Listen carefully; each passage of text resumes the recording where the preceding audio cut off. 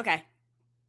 Hey, welcome to another episode of the Blackout Tips Podcast. I'm your host, Rod, joined as always by my co-host, Aaron. and we are live on a Tuesday, ready to do some podcasting. Find us wherever you get podcasts, because we'll be there. Okay, leave us 5-star reviews on Apple Podcasts, and unless you just low key hate the show. The official weapon. Then we don't want to hear from you. Right. The official weapon of the show is the taser, and the unofficial sport, a bullet ball extreme, and just general show notes. Okay. Oh man, this is one of them days, one of them times. Just y'all. one of them days. Number one, the premium RSS feed host is down. I have help taking in with them. I'm emailing them, trying to get it back up. You can listen to the show on our website, obviously, if you're premium. And I'm going to send an email out to premium listeners for a workaround to listen to the RSS feed straight from our website. Okay. Only issue is it only holds the last only our show can have this issue. Well, maybe a handful of other shows, but it only holds the last 300 episodes. Oh, because we got so many in each one of the feeds. So, like, you can only listen to the last 300 balls these sports, the last 300, like that. So I will figure a way out, and it doesn't have like a one feed for every show. Right. So unfortunately, it'll have to be put into, like, you have to, if you want to listen to Balls Deep, that's an RSS feed, pregame RSS feed. Yeah, that's until they get it fixed. So yeah, just hopefully this will be something this has happened before, and it's been like a day or two when it came back. So hopefully that's what'll happen. The other thing is show schedule stuff. We're gonna be on a very sporadic schedule for the next little bit because I'm going to New York to do Game Theory Season 2. And with travel and logistics and setting everything up and work scheduling and stuff, it may be like more touch and go with the show as far as like what days we can do it, when we can do it.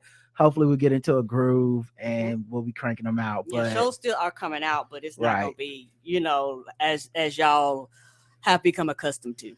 Yeah, and if it's and what's funny is that if it's last minute to y'all, it's because it's last minute to me. Okay, like I legitimately he been talking about leaving, but he ain't left yet.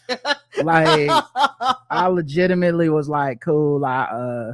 They'll let me know when it's time to come through, and then thank God I just felt this urge to like text them because I had some schedule stuff that came out, and I said, hey, what's up with this schedule? Because am I working remote? Because no one's told me my date when I need to be there. And it was like, oh my God, like oh, somebody fucked up bad, man, we need you, you got to be here and all this shit. I'm like, fam, I gotta set up everything for a 4-month stay in like 3 or 4 days.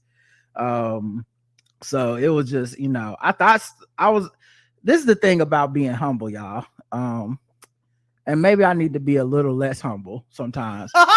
Because being humble, I was like, sure, I see other people saying they back in New York and stuff, but no one's reached out to me, and they keep saying somebody will reach out to me eventually.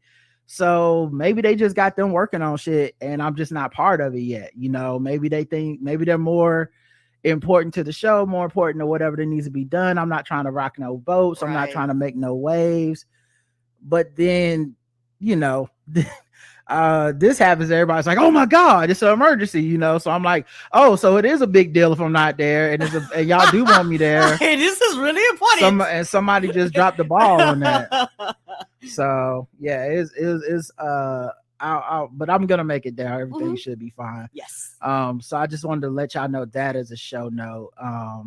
So those are the main, I think, things that I wanted to say. Oh, so of course, this means this puts the holiday card stuff in the lurch. I'm getting your addresses and all that stuff. I'll see what I can do. I gotta figure out, the logistics of how to do that. And it may just be a thing where it doesn't happen till after the season, or it happens later on in the year or something. But definitely want to do the holiday cards again this year. I do too. I like it. They're fun. Yeah, so I don't know what'll be on them, but don't worry about that. We'll take care of it. We got you. And so yeah, I think those were the main things I wanted to let everyone know. No, yeah, those are the main things. And I know there's some people have been waiting on The Walking Dead. We will get to that, but that's shit. Who knows? Who the fuck knows now? God damn, I didn't even think about that. We'll figure it out, guys. We'll figure it out. We always do. Mm-hmm. We do want to recap them. We have remained spoiler free and haven't watched a single episode. Mm-hmm. So we definitely want to recap them in a way to where it's like we're recapping them live without knowing. Right. Because that's important to the way we recap the show. Mm-hmm. So you know, it may be a beast, but we'll try to figure that shit out too. So but you know, good news is, you know, Game Theory season 2, baby. You know, we back. They want your boy back. You know, they hype about it. And I can't wait to get back and get in there and get to work, meet my new coworkers, and you know, start working on these new pitches and stories and deep dives and stuff. I already got one that they were telling me about today that I'm really excited about because it's something I've been saying for a while, and I won't spoil it, but it's something I've been saying for a while, and it's something that I didn't even know Bo agreed with or whatever, because you know, I don't look at my job as this is what I think and Bo need to do what I say. I look at it as this is his show, sink or swim. If he has a point that he wants to convey, I'm trying to convey that in the best way possible. And if I can add to it or present like, okay, what about this part of the logic or whatever, and then, you know, just to get him on the record so I know what to write, that's how I approach it. And so to me, it was like, okay, cool. I don't know what the deep dives will be this year, but you know, I submitted what my ideas were, and then bam, he had this idea that I thought was like super dope. And I was like, yo, no one's gonna say that because no one wants to be willing to say it, but it's something that needs to be said. So can't wait to work on that. And yeah, I think that's it. Sorry, y'all. My head's all over the place. As y'all can probably guess, as I was like securing Airbnb and fucking flights and shit.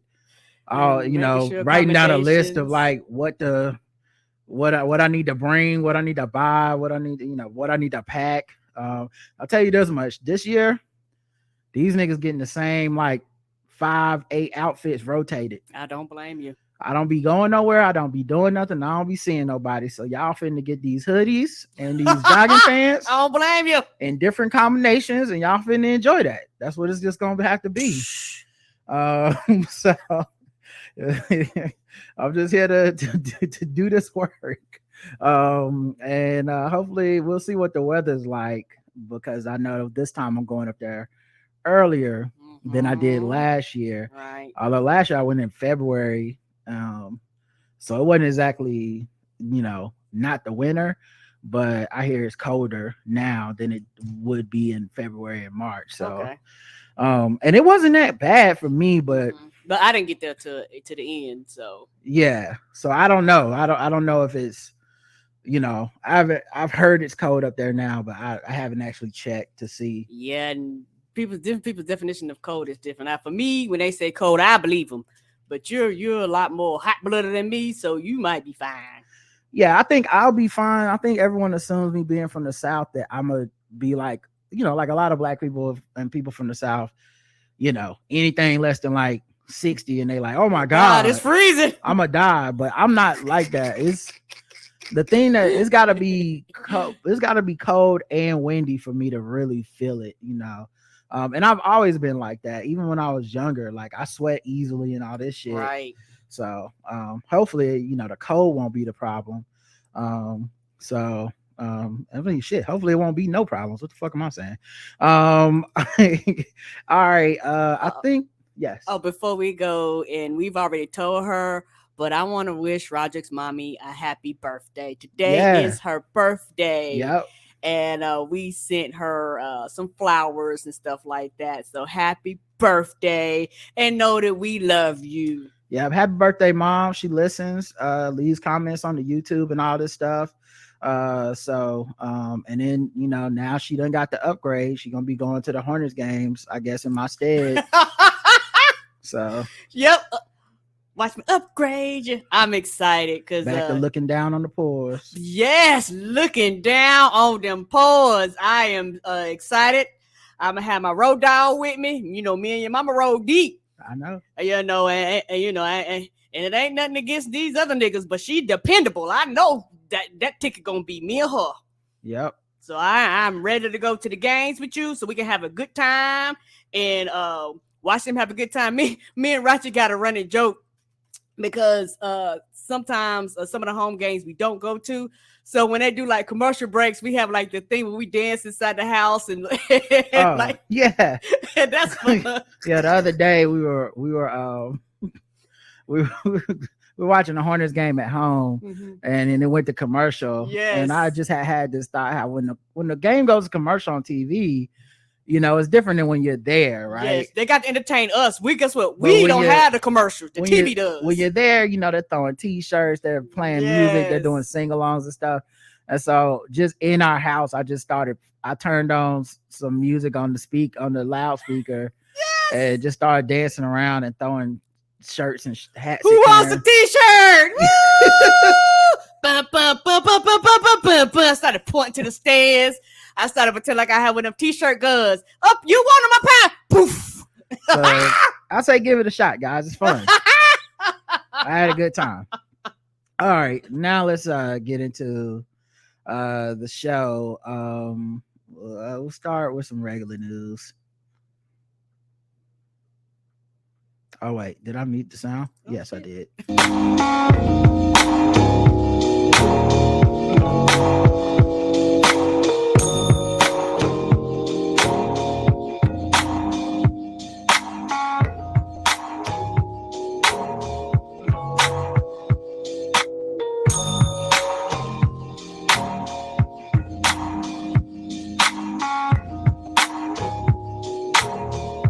All right, regular news time.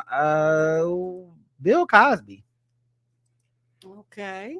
He's being sued by 5 women who claim he sexually abused them.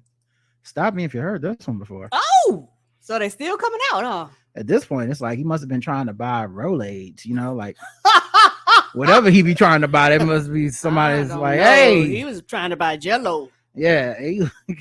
The lawsuit was filed Monday in Manhattan Supreme Court, and I think it's due to the New York passed one of those laws where you can't have a statute of limitations. Right. So maybe that's what it was. The lawsuit filed Monday in Manhattan Supreme Court. The alleged victim said that Cosby, 85, had pretended to be a mentor to them while drugging, groping, raping, and abusing them sexually as early as 1969. They're also suing NBC Universal Media, Kaufman Astoria Studios, and Carsey Warner Company for allegedly failing to protect them. It's going out to everybody. Yeah. Basically, he got out on the fucking technicality. Yeah, and then it goes into the details of some of the like accusations and stuff. And I mean, but it's Bill Cosby. We've heard so much of this before. I don't think people are shocked by it. It's right. You know, we kind of know the MO, the drugging and the assaults and all this stuff. But it's because of the Adult Survivors Act, which was just passed, that these women are even able to bring this up. Yeah, now, keep in mind the statute of limitation passed. You're talking about 19. Keep in mind, this act only lasts for a year. Oh. So they're only suspending the statute of limitations for a year. So if you don't file by the end of this year or by the, you know, whatever this year is up, you once again go back into you didn't say it then you can't say it now. That's what we're saying. They was like, look, we're giving you 1 year. If you want to say something, basically now is the time. Once the clock strike 12, do not pass go, do not collect $200. Everybody go back where they came from, basically. Yep. And Tory Lanez must have been trying to buy a hot seat because he got hit with an additional felony charge in the Megan Thee Stallion shooting case. And all he had to do was just be quiet. Yeah. He was charged with assault with a semi-automatic weapon and having an unregistered firearm in a moving vehicle. But Tuesday, a felony charge of firing a firearm with gross negligence was added. A felony count of discharging a firearm with gross negligence was added to the information. It's alleged that in the commission and attempted commission of the above offense, Tory Lanez personally inflicted great bodily injury upon Megan Thee Stallion. In the court documents, he is accused of engaging in acts that display great violence, great bodily harm, threat of bodily harm, and other acts disclosing a high degree of cruelty, viciousness, and callousness. Yeah, so I already I saw somebody say, this is just random person on Twitter that I didn't follow or nothing, but somebody was like, yeah, they add an extra felony charge because they know they can't get them to stick.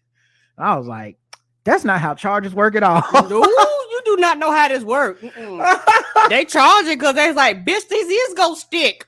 Like, that is not how. Maybe at the very beginning when they try to scare somebody, they throw every charge on somebody and then they get reduced down. Somebody done investigated this. You don't be about to go to trial with like just barely out. Did you throw new charges out there? Anyway, maybe, I don't know. I could be wrong. Maybe they really, maybe by some miracle, there's no case against Tory Lanez. It's a complete fabrication and this is all intimidation. And we'll all be shocked together because I just can't see how that would happen. Yeah, maybe my eyes deceived me, but the video showed her coming out there with her foot bleeding. You know, maybe you know what?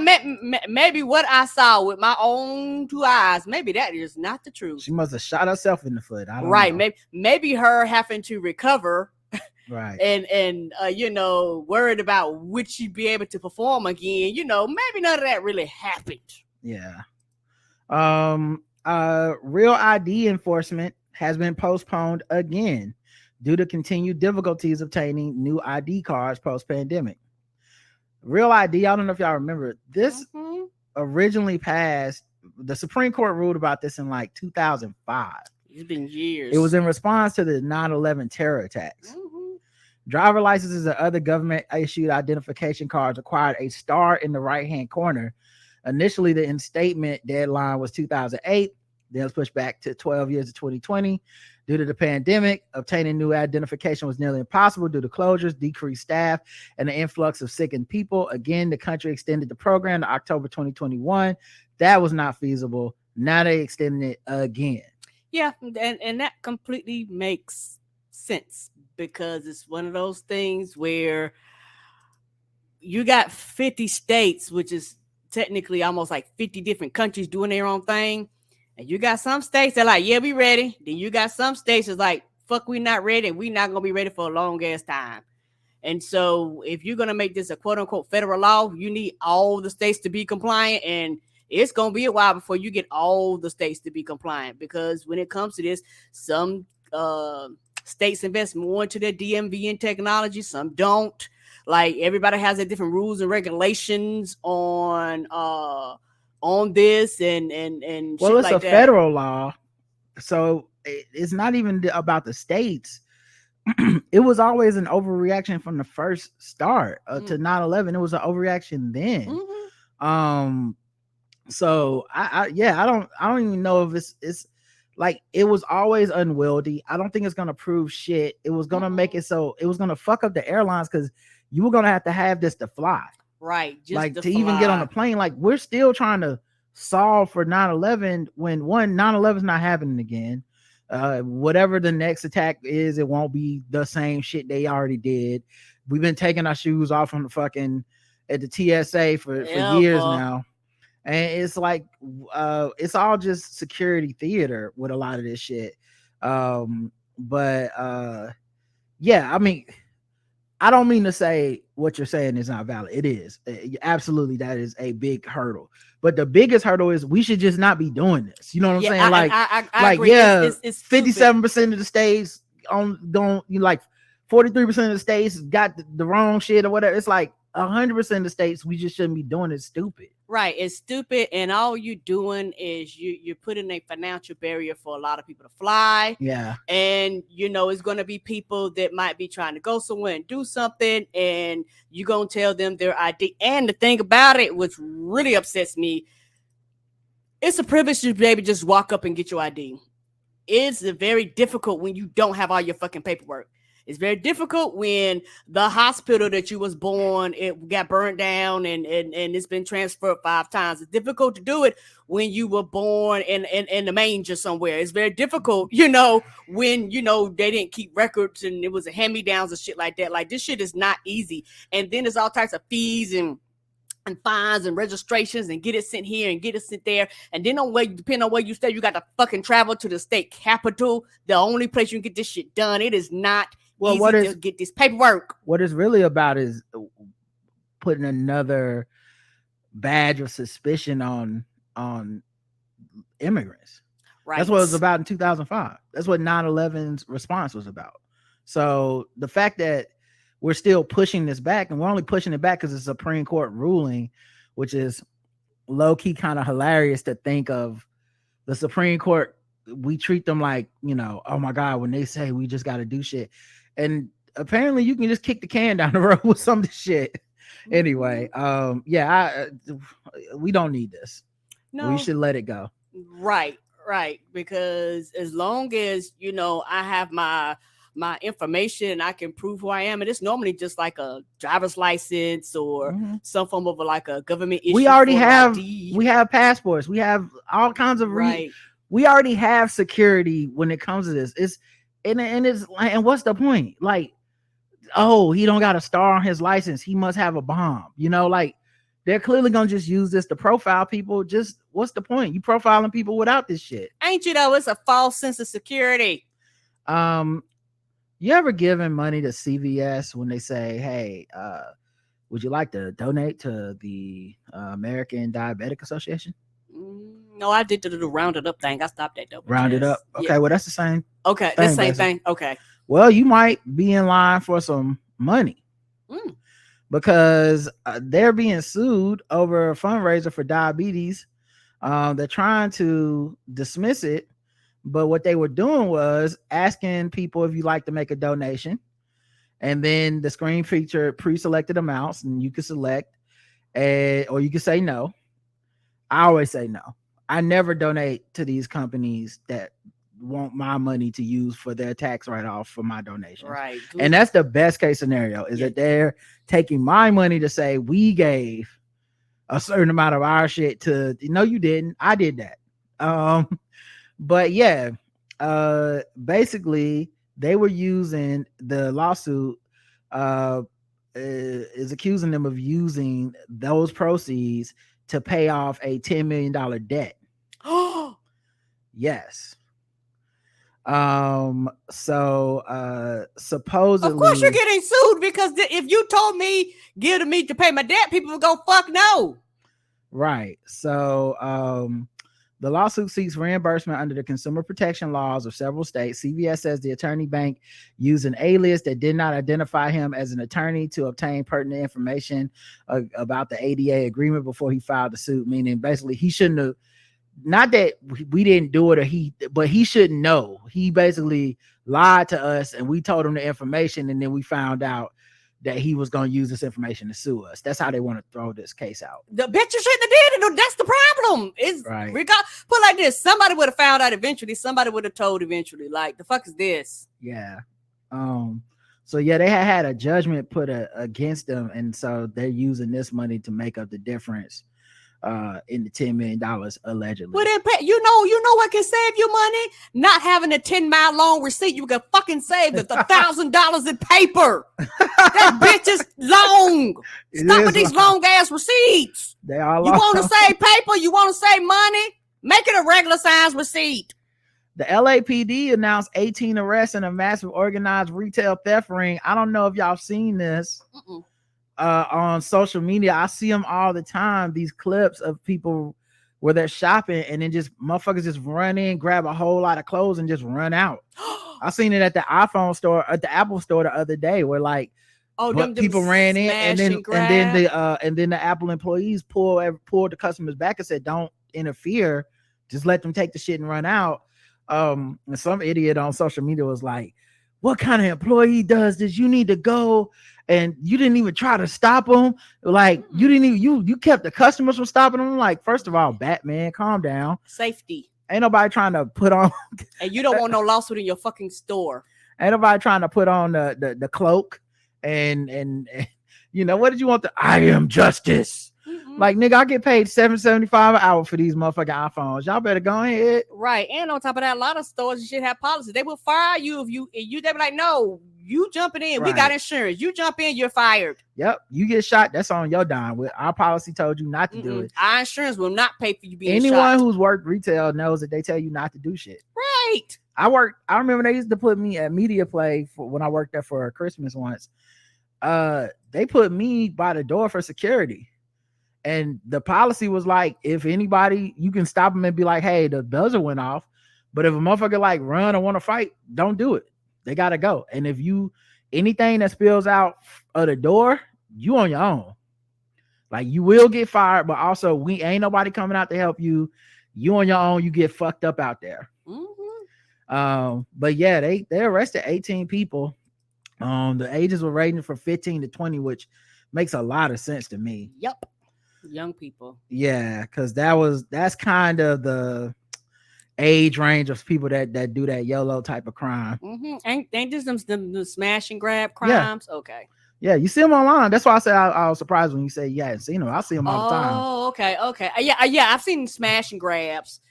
Yeah, I remember during the pandemic, when people first started going back into the store, that was a big thing. People would just flood. I think we seen Macy's somewhere. People just flooding all of a sudden like a flash mob.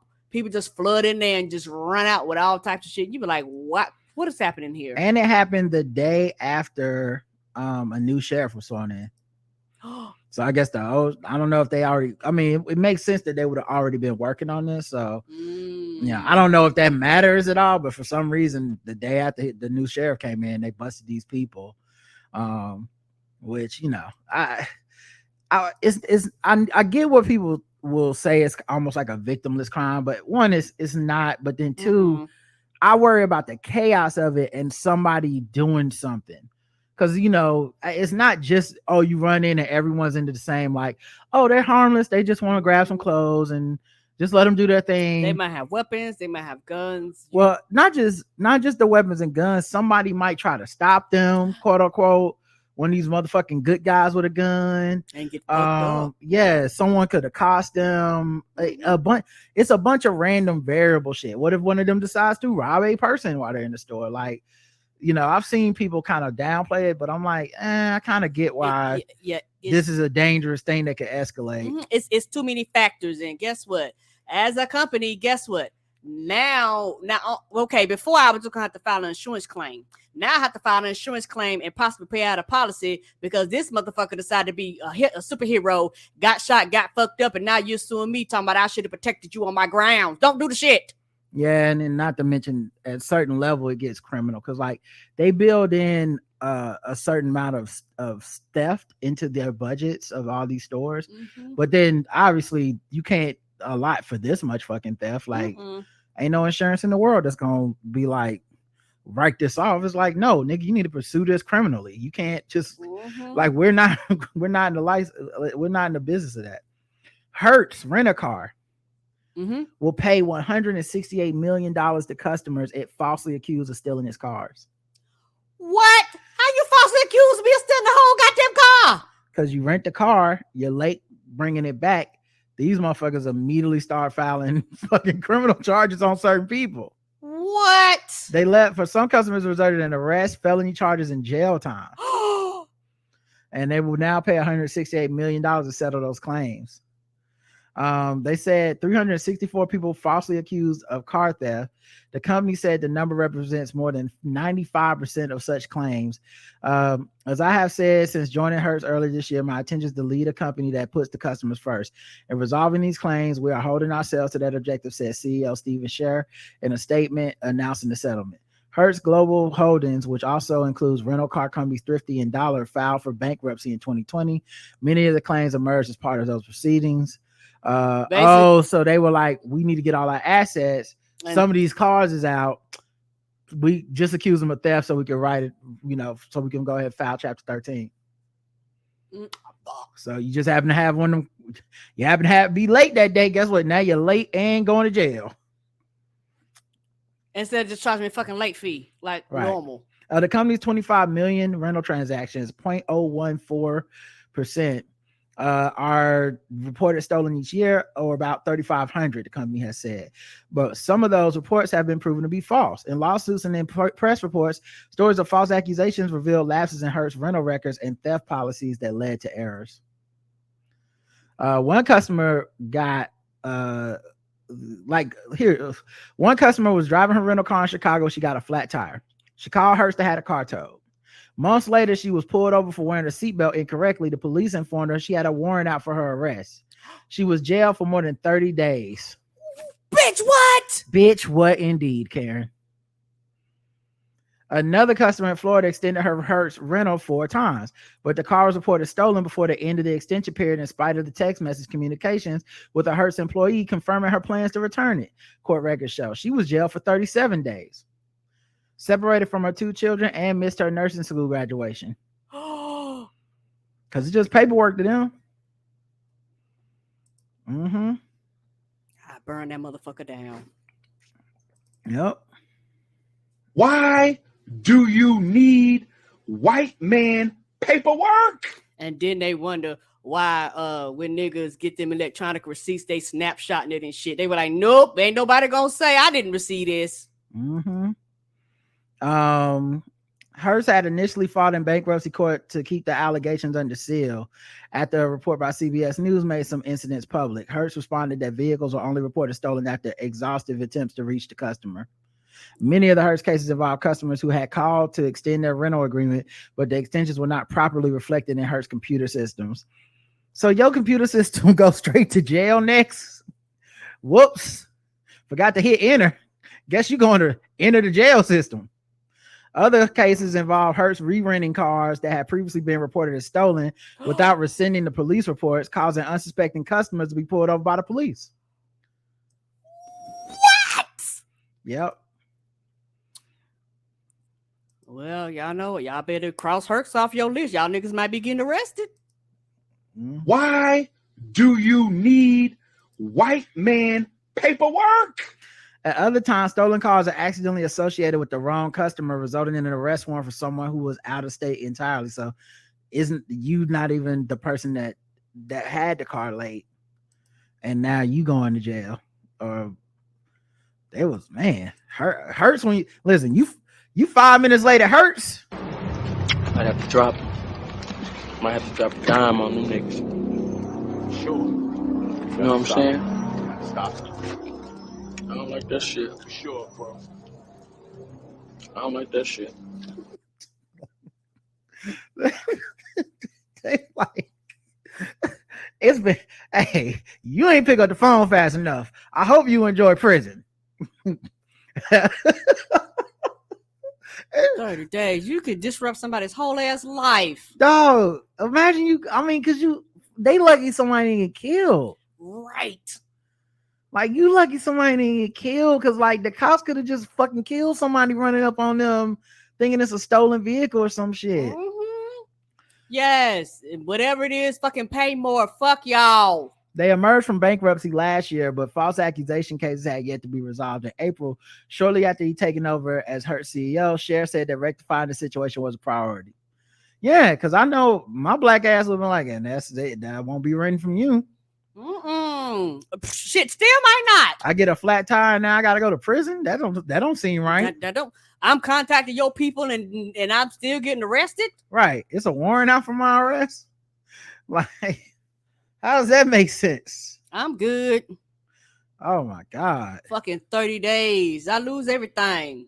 Hey, Hertz, I'm gonna be about 10 minutes late. I got the car. I'm just getting some gas. I'm gonna bring it in. Is that cool? Yeah, no problem. All right, click. You're going to jail. You're going to jail. That's how they answer the phone. It hurts. Y'all niggas better show up early. Oh my God. Yeah, we ain't opened up yet. You know, you still got a whole day. Nah, take this bitch back a day early. I don't want no problems. US gas prices are lower now than they were before Russia invaded Ukraine. You love to see it. Love. We did it, Joe. We did it, Joe. We did it. Mm-hmm. Joe Byron, he did it, y'all. Since y'all gave him all the blame for the gas, now you gotta give him all the props. Y'all gotta give him all the credit. Wheelbarrow, man, for his nuts to carry around, man. 'Cause he got a lot of cocoa on this. You know what I'm saying? Yeah, he did it, y'all. We gotta give him all the credit. The way he got all the blame for some shit that ain't really got nothing to do with him. Right, prices going up all across the world, and y'all like, you making the price of the gas go up. Yeah, if Mike B was on the show and we had a little conspiracy corner, I would get into how the election came and then all of a sudden the motherfucking inflation and the gas start acting a little bit better. That's interesting. Ain't it though? You know, I saw a picture of some eggs from Publix today and the price looked like it was in the metric system. I said, oh shit. I was like, oh, but listen, it's coming back down, I guess. Trump organization found guilty in tax fraud scheme. Whatever they do, no shit. Like I just assuming they was doing everything. Well, it's not just the no shit part of it. Like, you know, I get that. I get what you're saying, but it's also the fact that, I mean, a lot of people been saying you can't do nothing to him. You can't do nothing to his company. Right. It just is what it is. We just, you know, he's untouchable. Right. Nothing's going to happen to him. And what was so fucked up, he's the only president that never actually, every other president has like, look, here's the background. These are the shit I own. You know, they take shit out their name. They do all. He was like, nope, you ain't get my money. You ain't get my taxes. You don't even know what I own. Like, he was like, fuck it. And they said, okay, this is your fault. Yeah. So his company has been found guilty. His fucking, money man, the accountant dude was in there motherfucking spilling all the chief financial officer was in there singing like a bird. Because they're not going to jail. And his testimony is what implicated the Trump himself in some of this shit.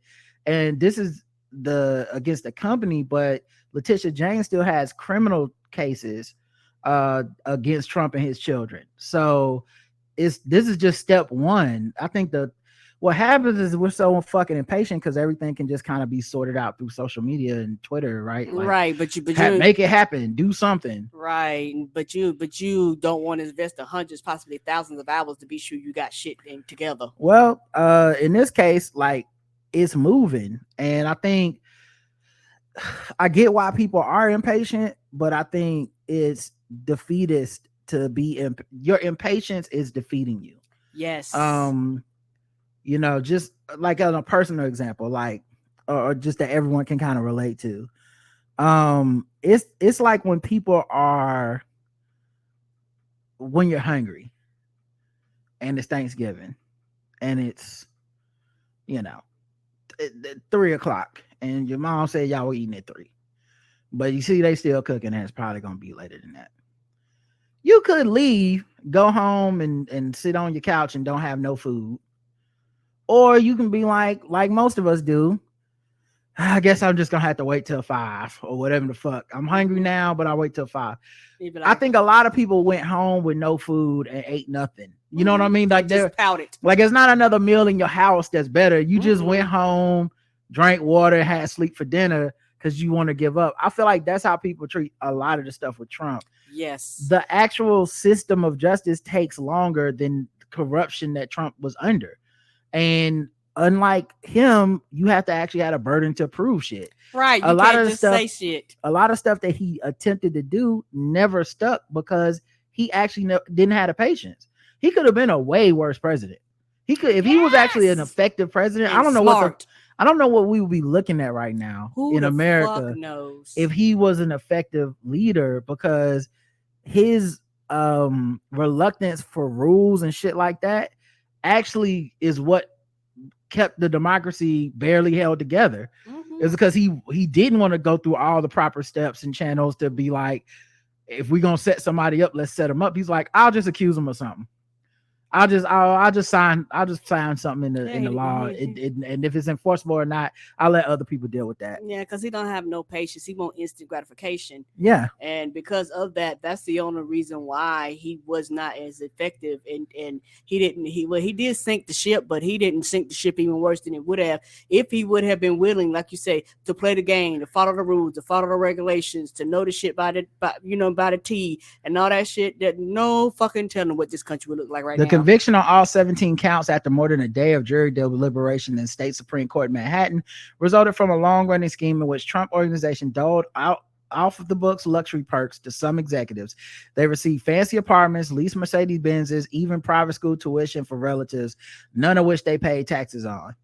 The Manhattan District Attorney's Office, which led the case against two Trump organization entities, had previously extracted a guilty plea from the architect of the scheme, Alan W. Wesselberg, the company's long-serving chief financial officer. He, of course, testified as a star witness for the prosecution.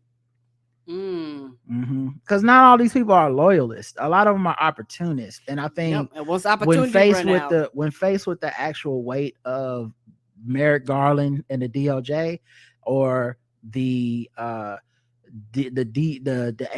and attorney generals and shit in the states, a lot of them are not going to die for Trump and go down with him. Like the loyalist people that, you know, that went to do time for him, those dudes are far and few between. Yes, they are. And they definitely won't do it with him being out of power. I think him being out of power changes the math for a lot of people, because when he was in power, it's like, well, maybe he'll do something to help me, maybe he'll do something to hurt me, so I'm scared. This shit is like, nah, I don't owe you no loyalty, and you don't give a fuck about me. Right. So I think that's what happened. Let's see. Is there any other news I want to cover in the regular news before we move to a different segment? I think, okay, we covered all those. Yeah. Last one. Senate panel to hold hearing on concert ticket sales following Taylor Swift era's tour fiasco. Come on, Swifties, get this shit together. So when the Beyonce and Rihanna tickets go on sale, we ain't got no problems. Y'all do whatever y'all got to do. Shout out to the white people and everybody else that was like, I want the Taylor Swift tickets, and Ticketmaster went down because I don't want to be trying to buy no Beyonce tickets and the site go down, or either, you know, the resales is fucking $12,000. It don't make no fucking sense. They should not be allowed to do this. Yep. I'm with you, Karen. Go get them, Swifties. Swift away. Get them. Let's go. All right, LGBTQ news. Let's do some of that. Oh, that wasn't even the right one I wanted to play. Hold on. Give me 1 second, everybody. Now clicking on all kinds of stuff. Damn, where did it go?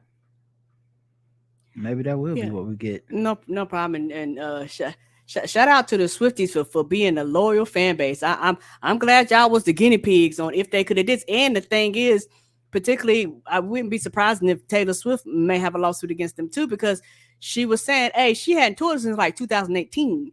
And she was saying that she had asked them prior to her tour, can y'all handle this? I haven't toured in a while. Like, it's going to be crazy. Like, can you handle this? And they assured her they could. That's a motherfucking problem. You couldn't. Let me see what you want to be. You better move your body. You better move your feet. And I want to groove. Show me what's cool. Riding, caring, baby.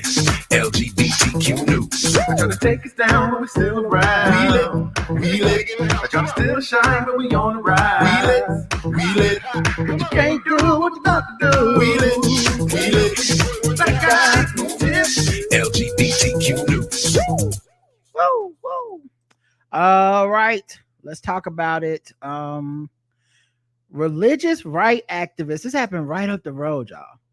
Religious right activists are suspected of sabotaging the electrical grid to stop a drag show.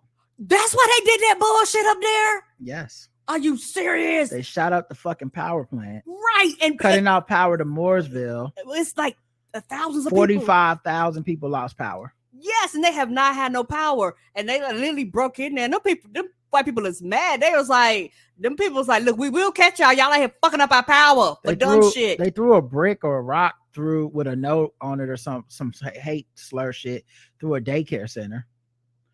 This is the danger of these fucking silos. Mm-hmm. Like, liberal people silos are annoying. Conservative people silos are fucking dangerous. Like, the amount they got the guns, but the amount of fucking crazy that's happening there, they're believing shit that's not true, and they really do make themselves believe this shit. Right. They think there's litter boxes in fucking kids' bathrooms at schools because kids are dressed as furries. They are convinced that because one fucking kid was at a drag show, that there's a conspiracy of drag shows taking kids and indoctrinating them into the LGBTQ lifestyle, quote unquote. Like, I was talking to someone about this the other day, because they were saying, I'm not with the conservatives or whatever, but I think all the arguing online is getting out of control, because I think it's totally reasonable for somebody to feel like taking a child to a drag show might be inappropriate. And I said, before we get into that, how many kids are we talking about? Right. Because I know of the one in one video, one time. I don't know that kid. I don't know that kid's parents. I don't know what that kid can handle. Why has this become some type of national debate? Like, every school field trip is to a fucking drag show. Right. It's not. It's not. It's parents overreacting like they overreact every fucking Halloween, talking about they're gonna put drugs. You know how expensive drugs is. Ain't nobody giving drugs to your kids. It's not real. Like, I'm not saying the original video didn't happen. I'm saying this conflict is not real. Right. And this is how Republicans like start these culture wars. And they get us reacting to it because the reaction drives more engagement on their side. Mm-hmm. But it's all this fake bullshit. It's trans girls are winning all the swimming contests and winning all the track. And then you look at them, you're like, how often did this happen? It's like, well, 2 times that we know. I was like, and why the fuck would I care? Right. Name something else that happened 2 times that I give a fuck about. You know, like, if y'all cared that much about issues, couch shooting niggas like hotcakes, y'all don't be in the streets. Y'all don't care. Y'all don't got that same energy. Y'all don't even understand why we react, and it's happening way more often than what the fuck is happening with y'all. So what are you Come talking on. about? So it's just very interesting to see like how this stuff gets started. But the real consequences is their crazy is violent and dangerous and terror. This is terrorism. Now, it's not just terrorism on the LGBTQ community. You terrorize everybody that has power, that's supposed to have power right now. You terrorize a community of 45,000 people and you feel righteously justified because of your fucking hate, thinking this is some type of cost that Moore County should be paying for allowing there to be a drag show within the vicinity. Right. So now people who may not even know what's happening now, I can't go to school. I can't go to work. Everything's shut down. I can't get.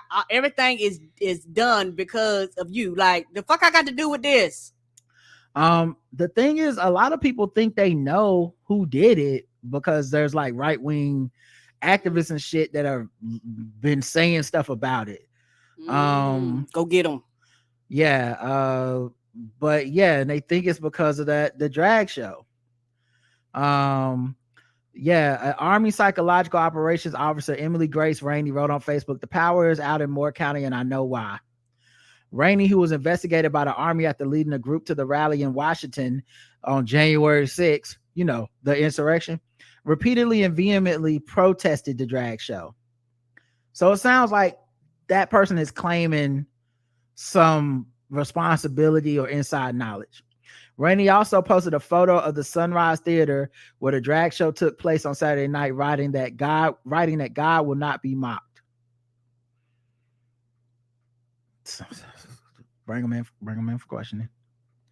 Rainey, we need to have a little conversation with you. Rainey later posted that she had been questioned by the sheriff's office about her post regarding the blackout. God works in mysterious ways. I use the opportunity to tell officers about the immoral drag show and the blasphemies screamed by its supporters. Yeah, and we need to have a little conversation with you because you did that. Yeah, they claim they questioned her, but her claims were not credible. And they have not been able to tie anything back to the drag show. They do have a person in custody now, though, for whoever threw the rock through the daycare center. Because once again, I'm sure they said there's some type of grooming or some shit happening in there, even with no proof and it not being true. But yeah, this is the real consequences of their silos. They talk about liberal people in the bubble they live in and shit. There's no version of this that liberal people have. Like, they're not doing this. Like, oh, they had a rally at the they had a march. That's not the same as they shot up the fucking power grid. Right. And it's cold as shit right now. Yeah, they up there towards the mountains too. Right. And then I didn't even say this article because it's not out yet, really. But they hearing that argument about the person that don't want to serve gay people by creating websites for them, even though no gay people asked her to do anything. Yeah, I didn't know that part. The fuck you complaining about then? They invent stuff to go to the Supreme Court because they know they have the conservative justice advantage, and the law doesn't matter. It's all about power. Right. How many conservatives do we have on the bench? We expect to get bigotry passed under the guise of freedom of speech. And what's so fucked up is that this Supreme Court is all over the place. If people need to pay attention, they're doing a lot of unprecedented stuff. Stuff. They aren't actually following the laws. Like they're actually listening to the shit that actually sometimes don't even go through the lower court like it should, and to get to their point. They're like, oh, we'll pick this one, we'll pick that one, and people don't go, well, they actually need to prove their case in these lower courts and actually work their way up to you. Like, nah, fuck it. We'll actually handpick basically what we want to hear. And that's not normally how this shit works. Right. The Senate passed same-sex interracial marriage law bill in a bipartisan vote. It's the Respect for Marriage Act. The reason people are shoring up this right now is because they actually do expect the Supreme Court to start challenging these laws that people thought were safe. And that's what people said, you should have codified Roe. Well, this is them attempting to codify marriage equality. Two things about this. I believe it's still, if I'm not mistaken, I believe it still has to go to the House. Before being sent to President Joe Biden. This has to happen before we change over. Because if McCarthy becomes a majority leader, this will not pass. So that's number one. Number two, I am not sure this will even matter to the Supreme Court. Right. I want to be sure, but I think if this does not pass the muster, if somehow the Supreme Court decides we're conservative, we had a power, we're not respecting marriage equality, please remember when people were talking all that shit about how we just need to codify and using that as a reason like to bash Democrats and shit. You have to vote these people out of power. Right. You know, I hate that this segment always turns into us talking about voting as we sit here and wait on the results of Warnock versus the polls close in about 3 minutes at 7. Yeah, Warnock versus the running back from Georgia, Herschel Walker. But as we sit here and wait on that, man, we always gonna come back to that in this segment because all this stuff that makes you feel good don't matter if you're not doing good. And by doing good, I mean putting people in place that can pass some rules and pass some protections for folk. All this other shit don't matter, man. All the safe spaces on Twitter, all the fucking rainbows that you want to wear on your clothes, all that shit don't matter. When the rubber meets the road, you be like, man, fuck them gay people. I don't care. I can't be bothered. Yep. And so if that means Greg Abbott gonna do what he do, Greg Abbott just gonna do what he do. They'll figure a way out to survive. Just remember that shit, because I think us having a lot of we still don't have enough numbers indicative of the way people claim to feel when it comes to our representation. And some of that is obviously Republicans rigging the game. Don't get it twisted. Agreed. But some of that is also us being like, well, it's a rigged game. I'm not even going to attempt to try. And, sitting on our laurels. And I think that's how this stuff comes to pass. Yes, not only that, a lot of people like a moral high ground. They're rather morally look good and actually do fucking actions, and that's what really, really frustrates me, because if you claim you care about LGBTQ, if you claim you care about black, brown, and marginalized people, if you claim you care about your family members or your loved ones, get your motherfucking ass out there and vote, particularly if you are eligible to vote. And so it's just one of those things where I'm like, it can be very, very frustrating when people go, well, do something. Put people in offices that can do something. You don't put them in there. You tell everybody how not to vote. You have all this apathy. You do all this shit that's counterproductive. And like I said, maybe it's just me. It doesn't make any fucking sense. You won't change. And people tell you what you need to do for the change, but it will cause effort. You don't want to take the effort because you morally want to look good. You want to actually pout online and huff and puff online and tell everybody how you are morally superior than these other places across the country, and how I and me and it's never us. It's never unity. When I hear these people, I'm keeping it real. When I hear these people talking, it's very fucking frustrating, because they're the first people to not want to do shit, get mad when the results don't go their way, but you didn't want to put no effort in. You didn't want to show up. You didn't want to get your hands dirty. You didn't want to do anything substantial. You just wanted to sit, huff and puff, and talk shit about everybody else's motherfucking doing shit. People out here working hard, busting their asses, going door to door, convincing family members and friends. It might not be a lot, but it's something. And you sitting there with your motherfucking arms folded, looking at everybody else, talk about do something, and then turn around and gonna be looking crazy, but all your motherfucking rights get stripped away just like everybody else says. You're not special.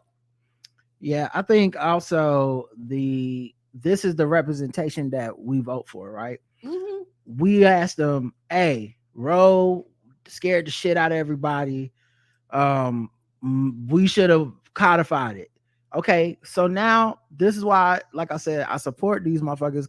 I support the Democrats that are doing this, and honestly, the Republicans that are doing this too, because they're listened. They said, okay, y'all think we should have codified it. Let's do that. So now they want to codify marriage equality, and I hope it does make a difference. Or if anything, maybe it exposes the court for even being more fraudulent than they appear to be already. Mm-hmm. Where like, okay, well, they did the thing. They explicitly stated the thing, and y'all still found a way to violate that under some claim of free speech for religion. A cis woman with short hair was terrorized by a transphobe while using the women's restroom. What? A cisgender woman was harassed by another cis woman with short hair in the public. I'm sorry. A cisgender woman harassed another cis woman with short hair in the public restroom of Rampart Casino in Las Vegas. So I can't have.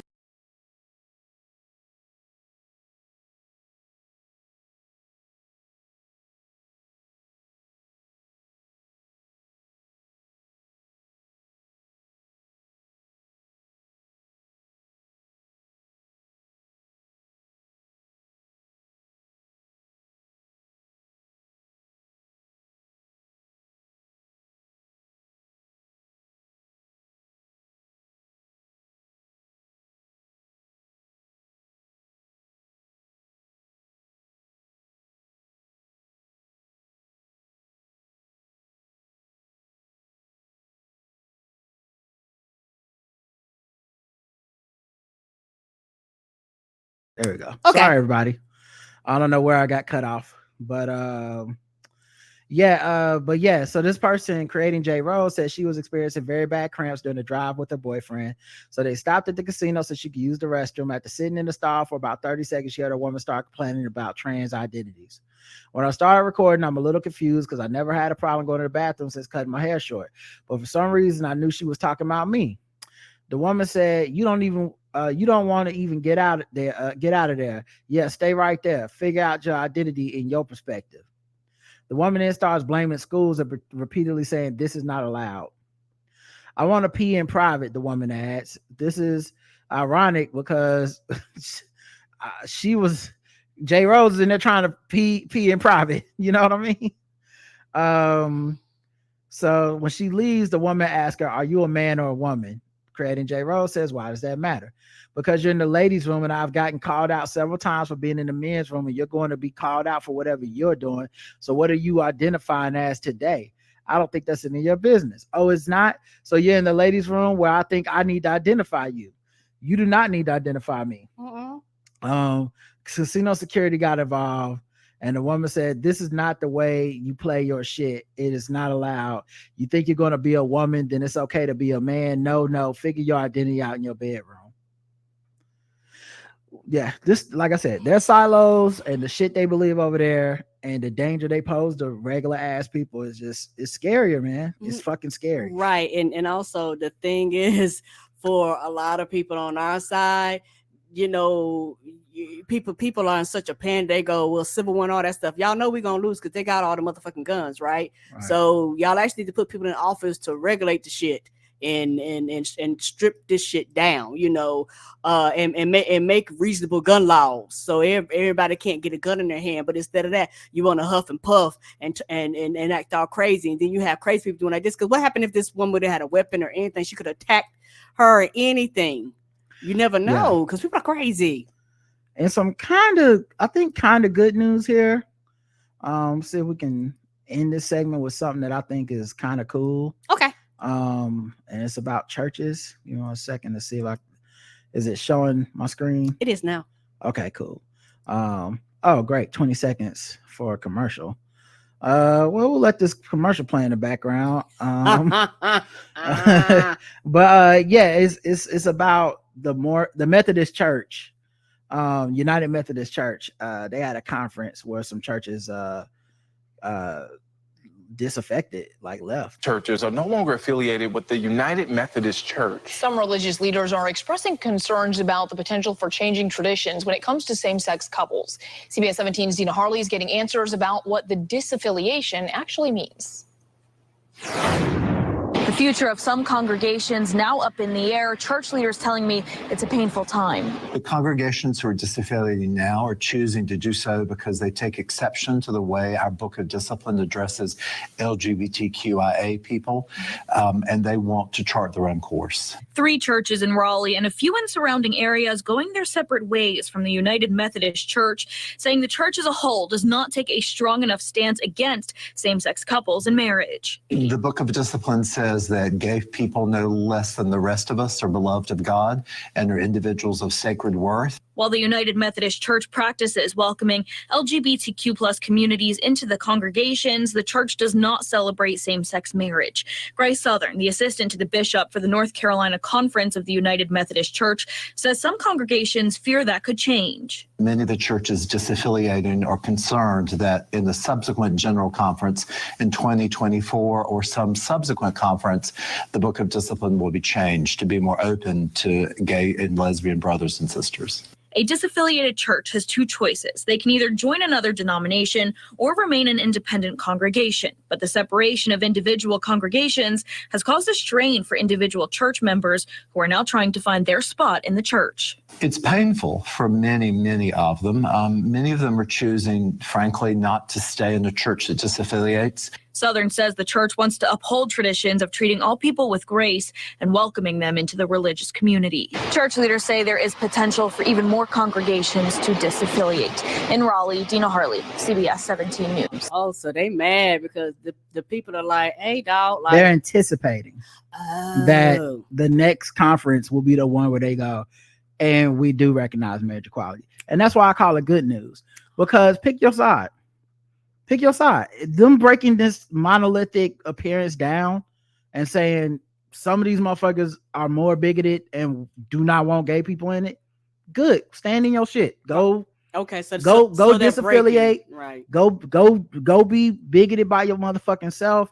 And I love that the main church that's the main organization is the one that's being like, yeah, so they leaving and it's sad. Like, we don't want them to leave, but we're trying to make it a more inclusive place. Which, you know, I'm not religious, but seem like a Jesus thing to do to me is to include people. Everybody. So yeah, I actually really love this. because it's conflict, and I know people think conflict is bad, but it ain't bad when you standing for the right shit. I know it's not. And honestly, man, let the motherfuckers go then. Okay. You know what I mean? Like, yeah, all right, y'all don't fuck with gay people. Cool, we do. Yeah, and sometimes with things like that, it's a leadership, but it might not be the congregation as a whole. So even with them, they're gonna have their congregation is gonna shrink because now you know where your church stands, right? Because, if you didn't before, right. And so a lot of people are gonna be like, "Yeah, I'm not down with this." Because a lot of these churches will sit up there and not say shit right about the topic, but just move real funny. And they just never come out and make it so you never have to leave because you like, well, I don't really know where they stand. They don't really say nothing, but now you have to know. You can't get in these churches and think you don't know how they feel. Yeah, particularly if they separate. Yeah. So yeah, they can go and get the fuck. All right, let's move into some other news. Let's do some fucking with black people. How about that? Give me a second to pull it up. Okay. Boom. I said boom, damn it. We're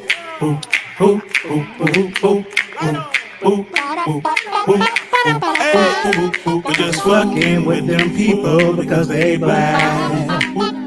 We're just fucking with them people because they black. We're just fucking with them black people. We're just fucking with them blacks. We're just fucking with black people. Hey, hey, Do I? Show is Twitter reacts. It's never good when Twitter reacts. Twitter reacts to Shannon Sharpe saying he would not have chosen to attend an HBCU if he had the grades. So Shannon Sharpe is a Savannah State University alum. And a lot of people are very proud of the fact he went to an HBCU, made it to the NFL. Definitely a dude that, you know, when you see him on TV, I think most people feel like he's very pro-black, says a lot of stuff that black people agree with and love to see him say. Calls out a lot of bullshit. But a lot of people didn't like this because in the wake of Deion Sanders leaving Jackson State to go to Colorado, Shannon Sharpe, I think, was trying to show some support for Deion. There's other ways you could have did this. And he tweeted something to the effect of someone said Deion Sanders took the vibranium out of Wakanda. Damn, he ain't swag. Oh no, not the vibranium. Tag Shannon Sharpe and Skip Bayless and all this stuff. As Shannon Sharpe quote tweeted him and said, "You sound ridiculous." And then this dude replied to that and said, "Shannon, why can't an HBCU be the prize? It's like moving out of a black neighborhood is always progress. What other people are taught to see getting away from themselves, i.e. their neighborhoods, institutions, and companies, etc., as success besides blacks?" So Shannon replied to that, "Do you still live in the neighborhood you grew up in?" And so someone said, "That's not the question. Yes or no, do you think black institutions are a downgrade?" And he said, "Skip, I went to a HBCU, but only because I was Prop 48. It worked out great for me. Had I had the grades coming out of high school, I wouldn't went to a HBCU." So everybody was like, "Shannon Sharpe, no, not you. Like we thought you was like a proud, alum and all this stuff." Now, I think, to be honest, he's telling the truth. If he's saying he wouldn't have went if he could have had another option, I believe him. Why would I not? I think what's been lost in a lot of the trying to whatever side of this Deion shit you're on, the hyperbole and the feelings of attacking and defense have gotten so out of control that I think there's a area in the middle that is just going disregarded, right? That is probably closer to the truth. And and I'm gonna say this for everybody that's on the like Deion is the greatest and people need to just leave him alone. He don't deserve this. I'm not even really knocking you for feeling that he doesn't deserve all this. I think to a large extent, he deserves some pushback, but definitely not everything I'm seeing. But I'll say this on the show all the time. Anger is sad that has no place to go. Mm-hmm. When you see black people that's mad right now, understand that they're hurt. They not mad on some just, I woke up today and decided I hate Deion Sanders. Right. They're hurt. Whether they're hurt because they actually believed him, which you can deride if you want to, but you can't say the man's a great salesman and then go, damn, people bought that. Which one is it? Pick a story.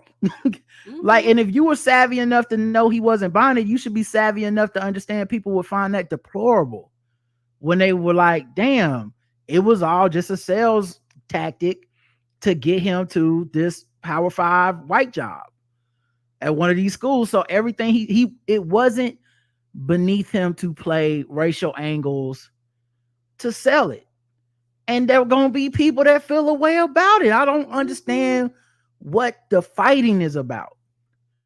Like when I see someone that got so angry as a graduate of an HBCU, and Rose, like he pimped Johnson, HBCU coach and Jackson State, I went, that's a brother that's very upset. Yes, and very hurt and very disappointed. Right. And I get it. You can go, well, that's anti-black, blah, blah, blah.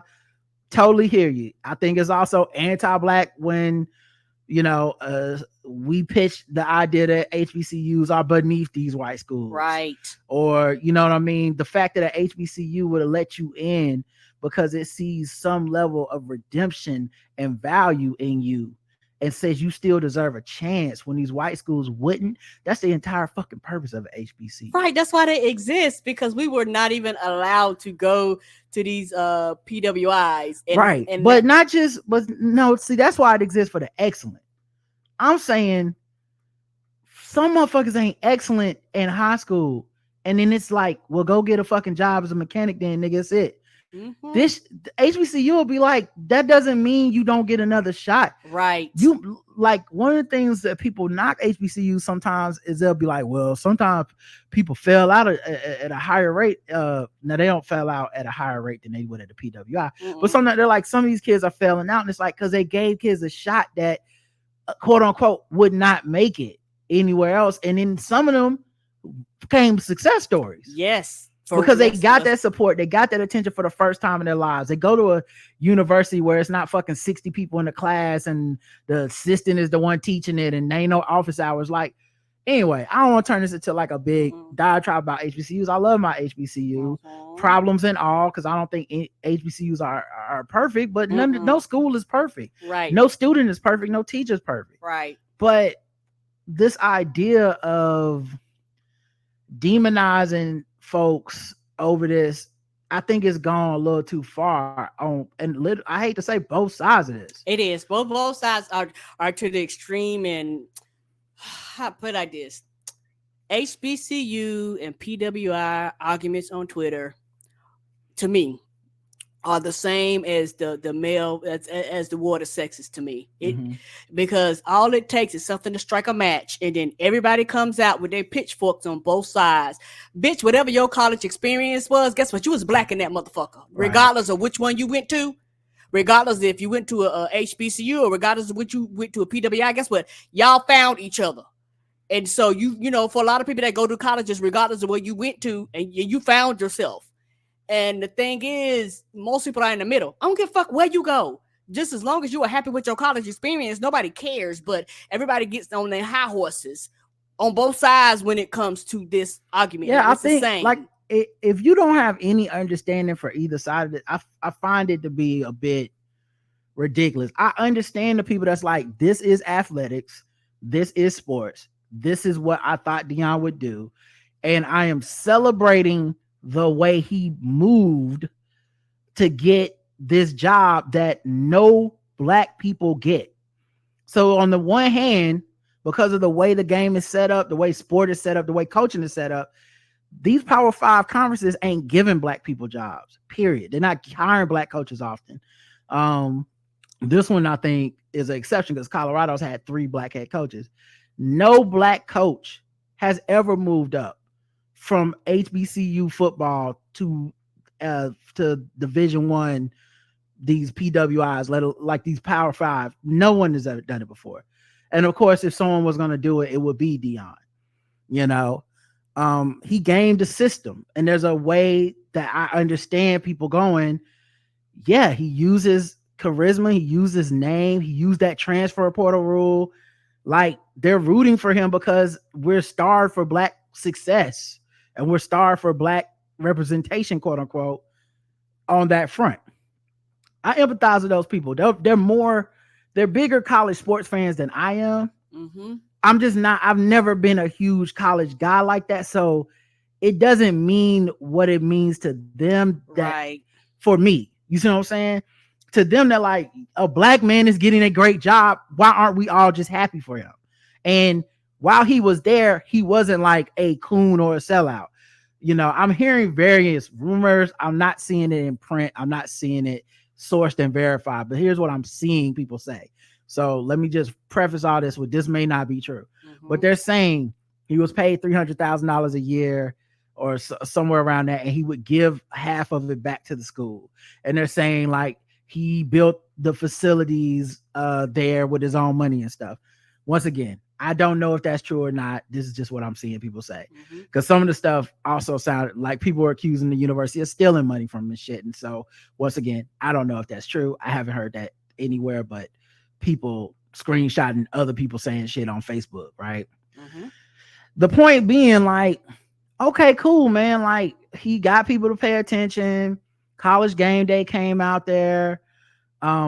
Attention is not necessarily currency. It's not the same as support, and it's not the same as money, but he did use his platform to get attention to HBCUs and Jackson State.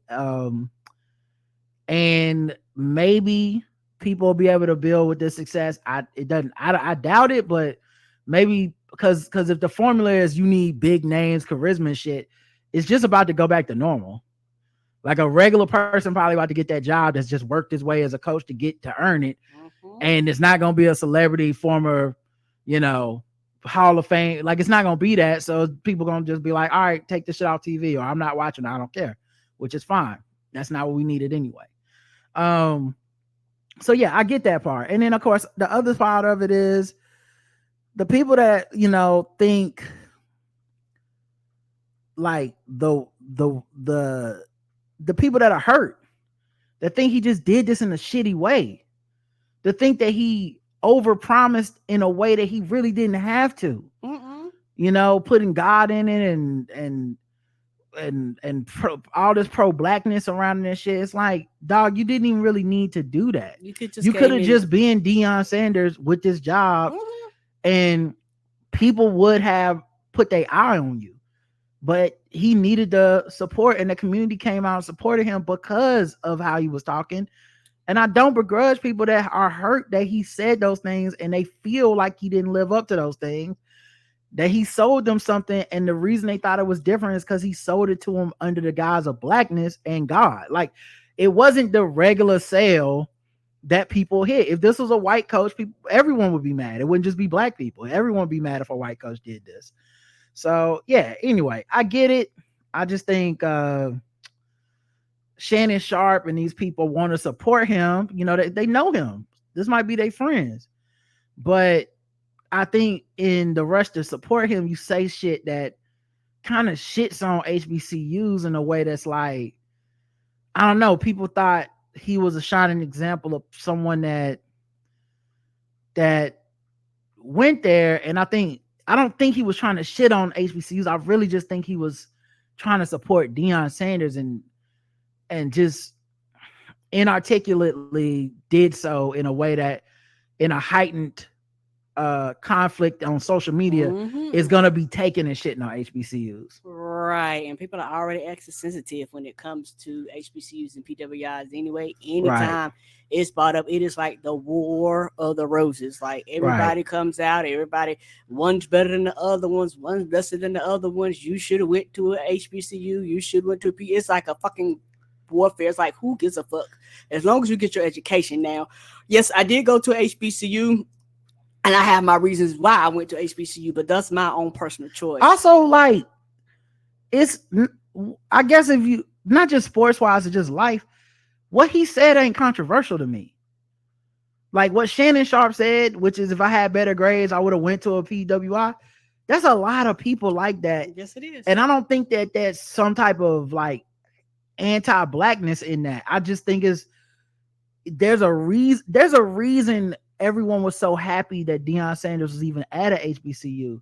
It's because we are under-resourced. There's a reason that those people that are heads of HBCUs came in there and met with Trump.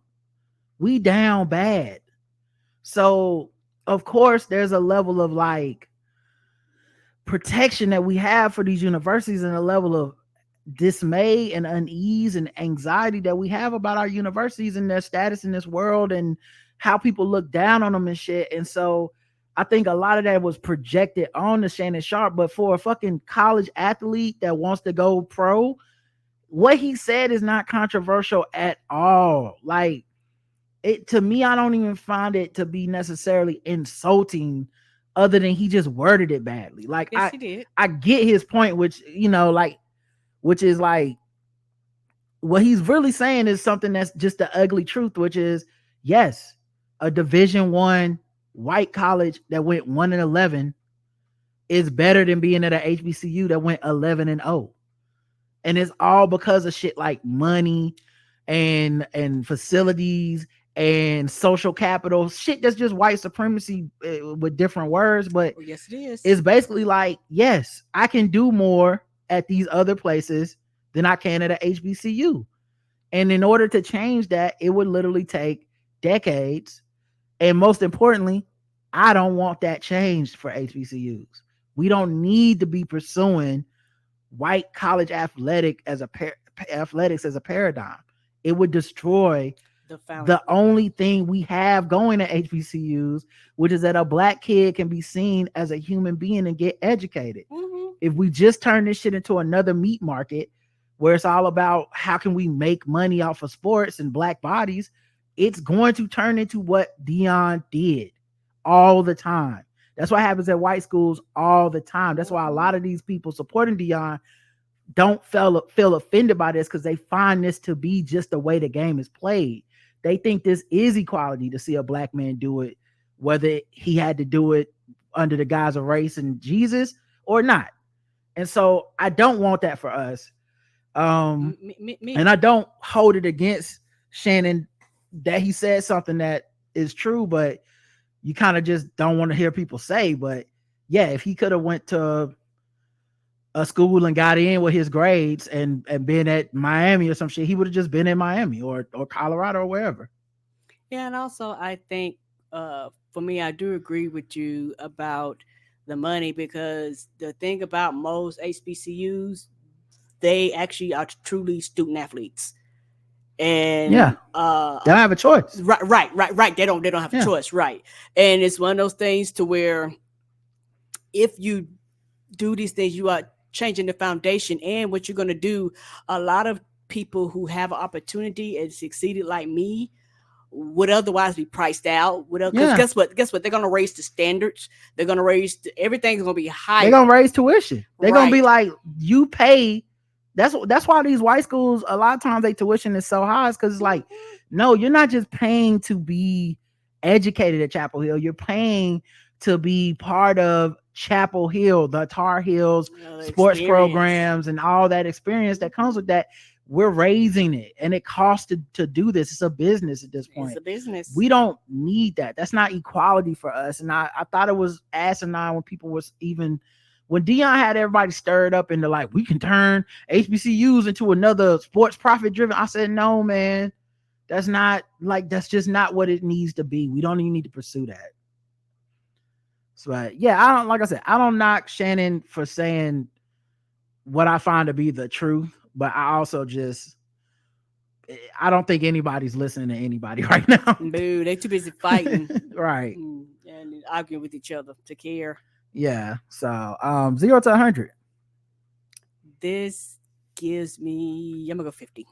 50. Yeah. I'm a little irritated, and I'm more irritated about the war that these debate that always sparks around this. Like, it becomes about Dion, it becomes about Shannon Sharpe, but at the foundation of this is HBCUs, PWIs, and that's like the foundation, because I've seen a lot of people, they started with that football stuff and then it branched out into why you niggas do this and why you, and that's the part that irritates me, because that's what it always, the foundations of people's arguments always boil down to. I'll tell you the biggest difference that should illustrate everything to everybody right here. Colorado, in the fucking press conference where they got Deion Sanders, when asked how they were going to get the $5 million a year to pay Deion, said they didn't know yet. What? Yeah. They said they didn't know, but they were sure they were going to be able to get it. And if that don't tell you everything that is different about a shitty white school versus a black school that just had a team go 11-0, going to a bowl game, I honestly don't know what else to say. That's the difference of what we're working with. People can make moves and don't even know where the money coming from yet, or can't say where the money. Just knowing we got Deion. Somebody will step up. Somebody will pay. Boosters. Somebody gonna come up with this money. We can't get in that game. That's a soulless game. The things it takes to get there, it's just not. It's not. I do like that. You know, people shit on Eddie Robinson because Eddie Robinson III, because he talks shit about Deion. I get it. Y'all mad. But you know what I like about him is that he going to be there. You know, even if it's because he a $10 million job ain't coming, a $5 million job ain't coming for him. Even if it's just because of that in your mind, like he don't really fuck with them kids. He can't get no better job. Sure. If that's really what you truly believe, I still fuck with that dude because he going to be there for a minute. You know, he not seen it as just a stepping stone to get away from that on his path to somewhere else. And if he did, he could go be a coordinator somewhere. Yeah, if he really wanted. If he get on that pipeline to try to one day maybe crack it into this white people rotation, but it don't seem like he doing that. So, you know, and I think that's what it takes when you with a HBCU, you got to commit yourself to shit like that. You know, to like, no, I'm not just gonna leave on my way to somewhere else. I am gonna treat this like it's community. And you know, I think if Deion hadn't sold community so well, we wouldn't even be here right now. Agreed. But yeah, I give it 25 for Shannon Sharpe. I'm not that fuckable. I think he could have worded that better, but you have to be so unrealistic. Some of these niggas live in theory, so some of these fucking responses have been basically like, ain't no difference between the HBCU and going to, you know, Alabama or some shit. It's like, yes, the fuck it is. It's a huge difference. You know, it's a big difference. It's, you know, it's like a basketball player go to Kentucky. You know, this nigga going to the draft. He could be sorry as shit. You rather go there and risk it and be in a high draft pick than go to some other school and risk it where they don't have that you know, portfolio of putting people in. And it's a self what do you call it? Like it's a cycle that keeps proving itself because, you know, the great players go here and then the great players get drafted from here. But yeah, ain't too many people gonna take that chance, especially at not no damn 17, 18, 19 years old. Ain't too many people in the world that's gonna be like, you know what? I think I can get it done at Howard basketball. Let's figure it out. Too many people would have been like, no, you can't. Not with the facilities, not with the weight program, the fucking boosters, the whatever other bullshit they got access to that black people don't. Right. It's not even a knock on our universities. It's like I wouldn't knock somebody that didn't go to like a Jesuit university or Brown University or some shit because they want to go pro. I'll be like, yeah, I get it. You go to Harvard, you got to actually go to class. Like, why the fuck would you do that? Right. You know what I mean? So I'm not mad at, self-fulfilling prophecy. Thank you, Jada. But I'm not mad at it. It's just, but I think I just have kind of refusing to get mad. I'm a little bit disappointed in the way that I think a lot of HBCU people are kind of disappointed because it's just a reminder of like our place in this whole thing as, you know, a stepping stone for Deion and nothing else really. All right, let's try to lighten it up with some different type of news, guys. I know that was a lot. You know, I didn't mean to scare y'all. White people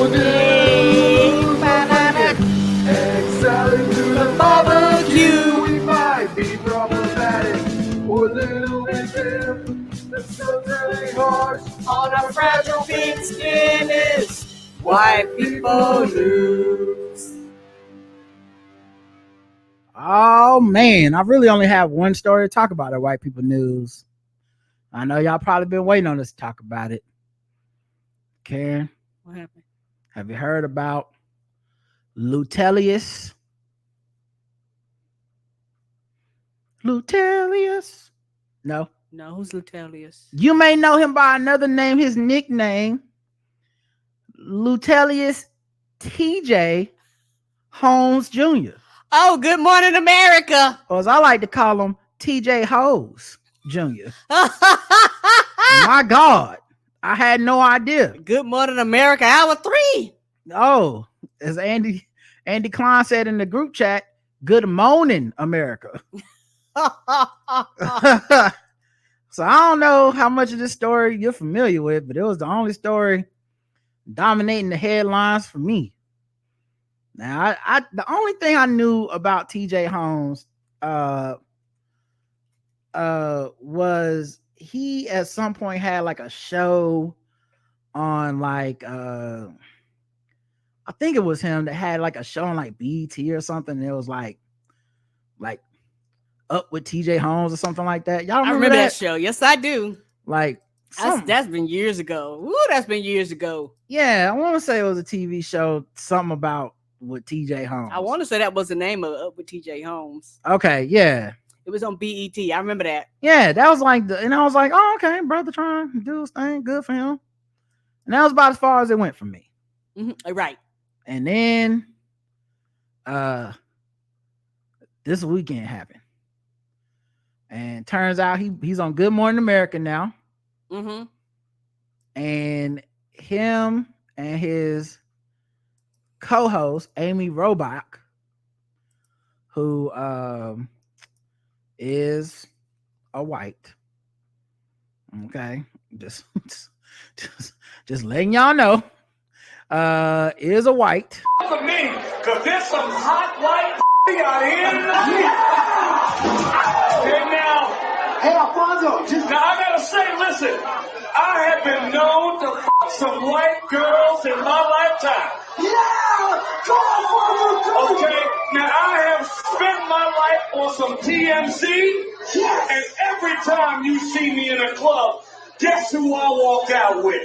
Who? A lovely blonde white chick. Yeah. Well, he got busted. Mm-hmm. And the news broke on the Daily Mail of all places, which is where I get a lot of my smut news from. So as soon as I saw that they had the fucking soon as I saw that Daily Mail had the scoop, like breaking exclusive, I said, oh, this is a mess. New shit. Call me what's the name? Maria Quando. I love mess. Listen, I love mess because oh my god. So I seen the pictures on the timeline. Okay, and I'm gonna share my screen with y'all so y'all can see the pictures too. Mm-hmm. But I saw the pictures on the timeline coming down, and this is the first one I seen.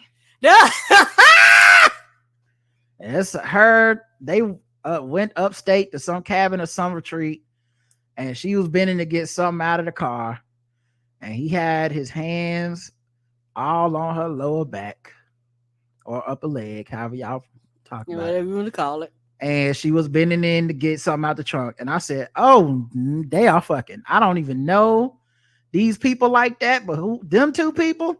Something happening. They fuck. I look like in Boomerang when that dude said that's a nipple. Like that's how I look. I said, them two people fucking. It was a very authoritative grab, and they had video too.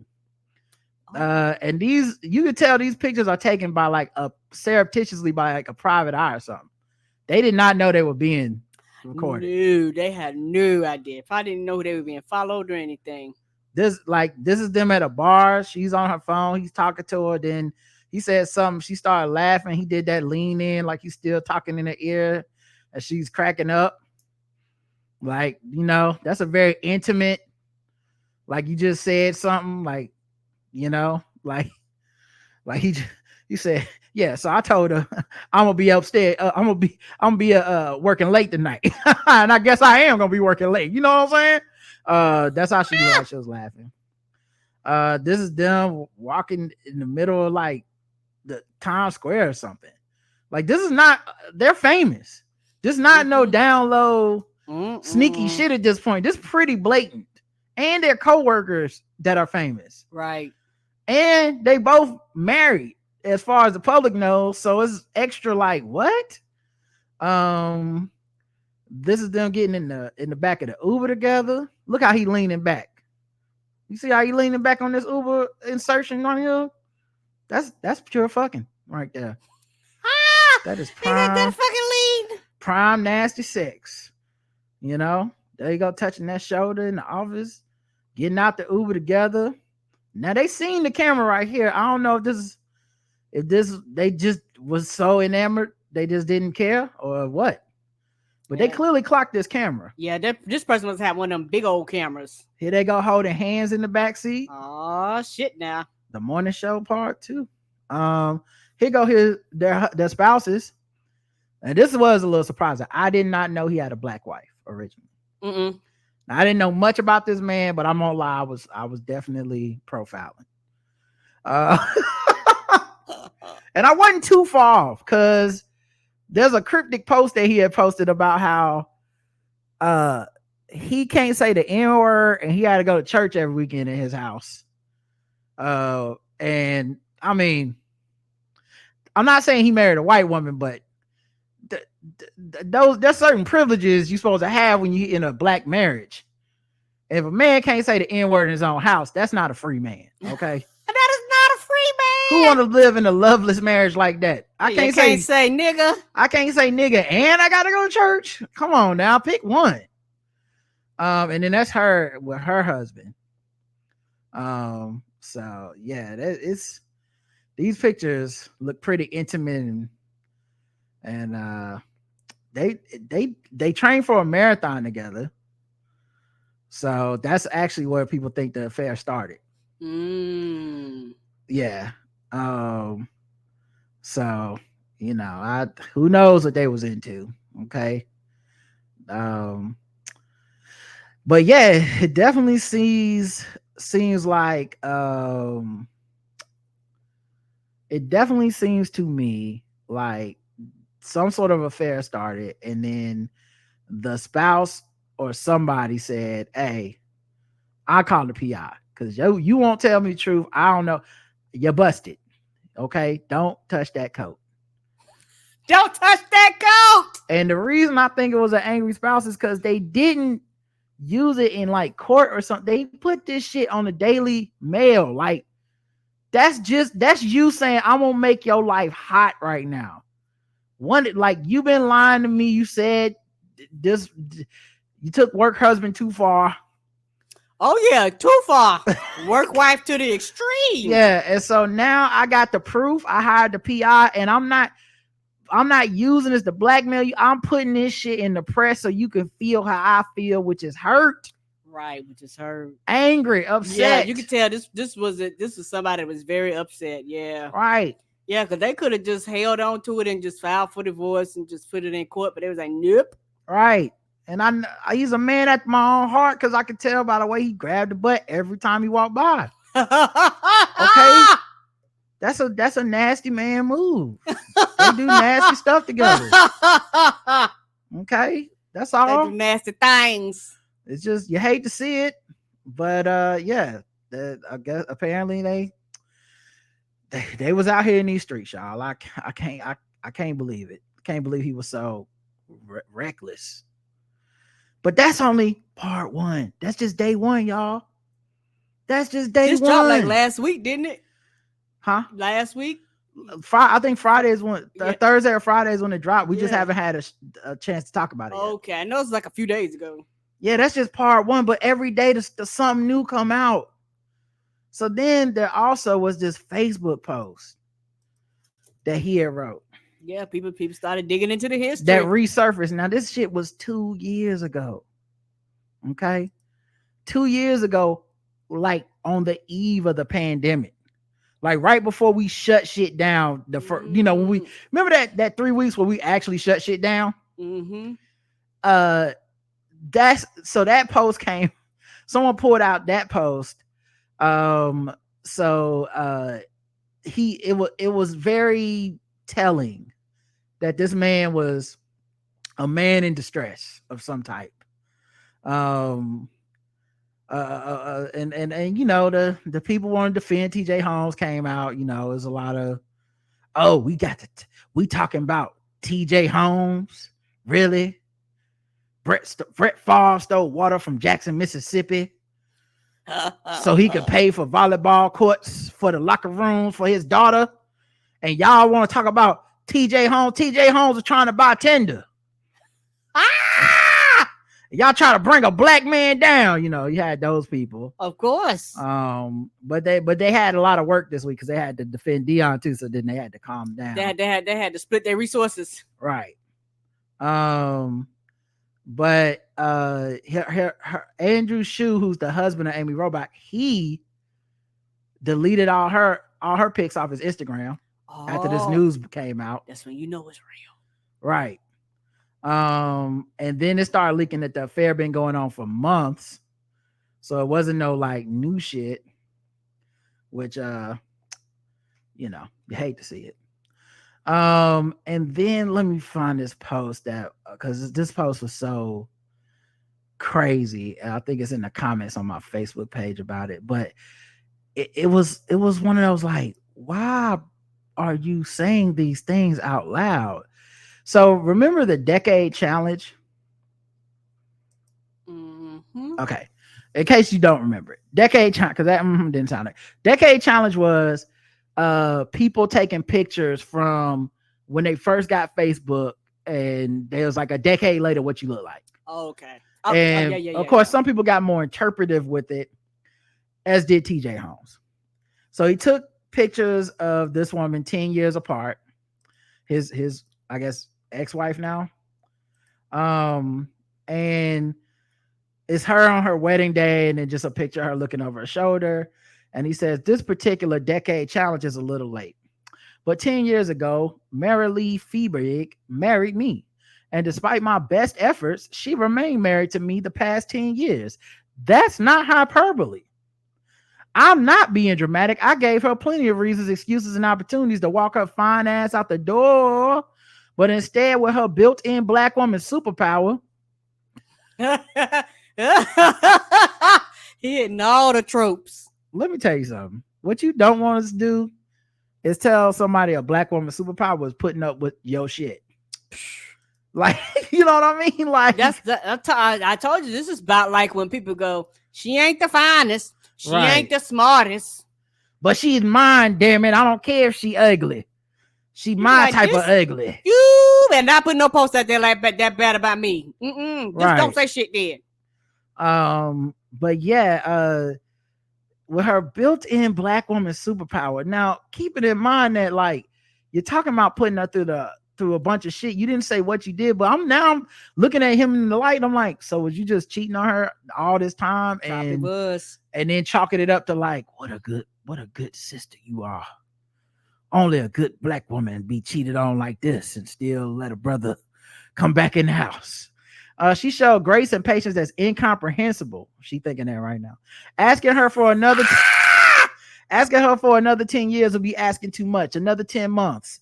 That may even be a stretch. If she gave me another 10 weeks, should consider myself lucky. If she put up with me for another 10 days, I'd be grateful. But if she would ever even spare another 10 minutes of her time for me today, I should consider myself blessed. This is Mary Lee Fiebig Holmes, y'all, and I, TJ Holmes, do solemnly swear that I was her decades challenge.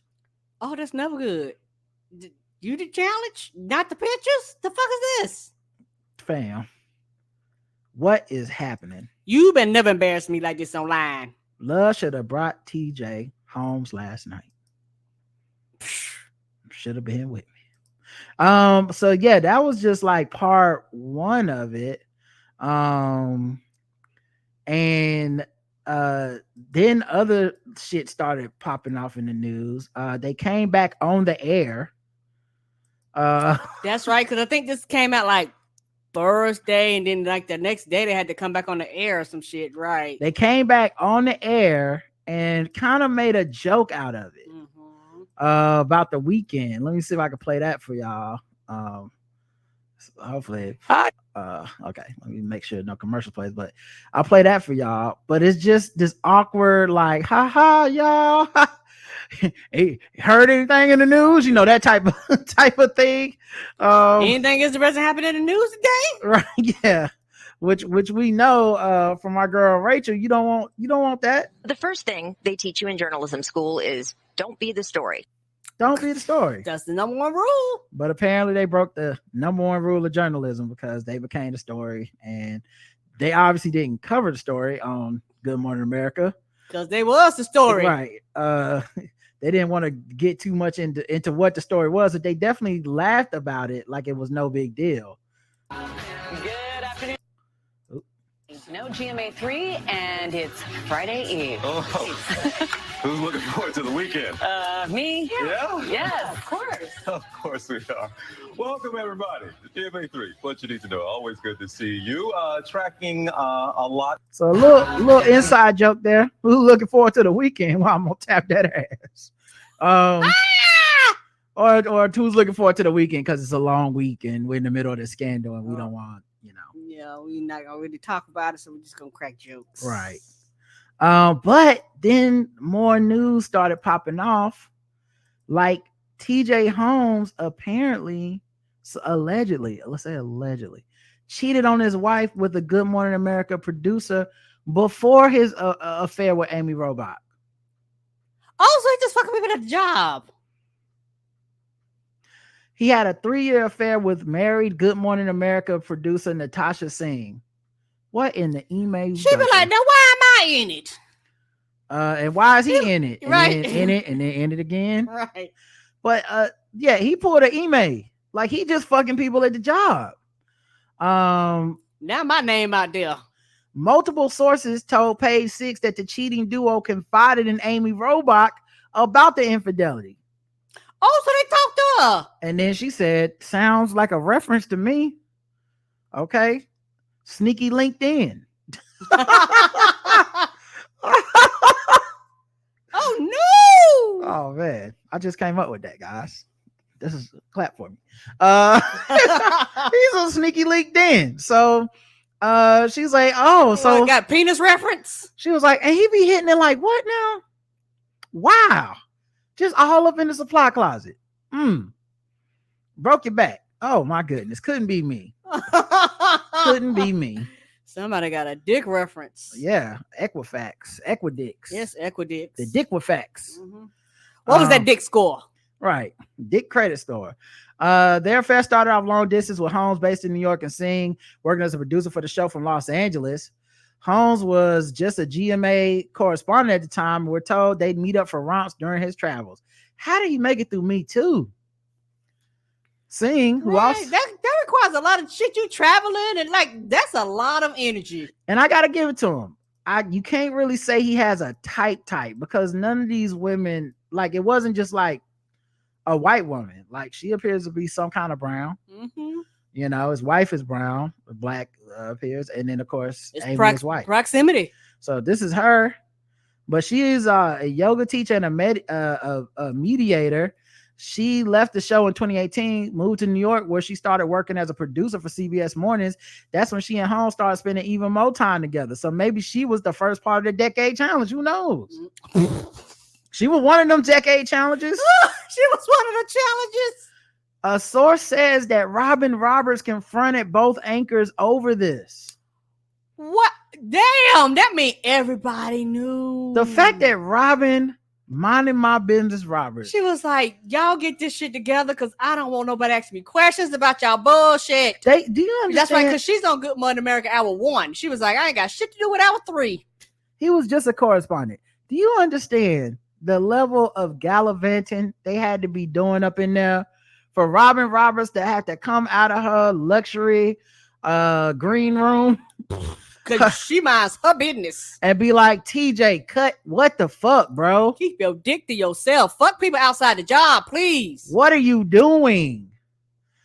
She fell in love with him. He had a key to her apartment. Singh told us no comment when we reached out. Holmes' wife, Marilee Feibig, found out about the affair in 2019 after discovering several emails. Oh, so y'all using the @GMA @GoodMorningAmerica.com emails?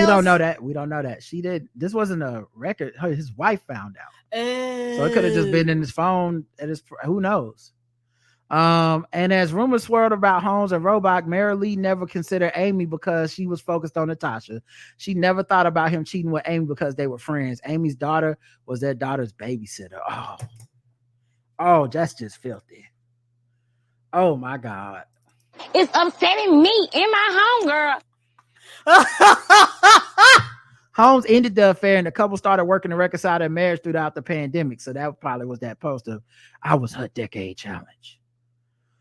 Robach, however, remained friends with Singh, and it angered Feibig because she would see photos of them on Instagram and she didn't understand how their friend and her husband's co-host could remain friends with the woman who tried to break up their marriage.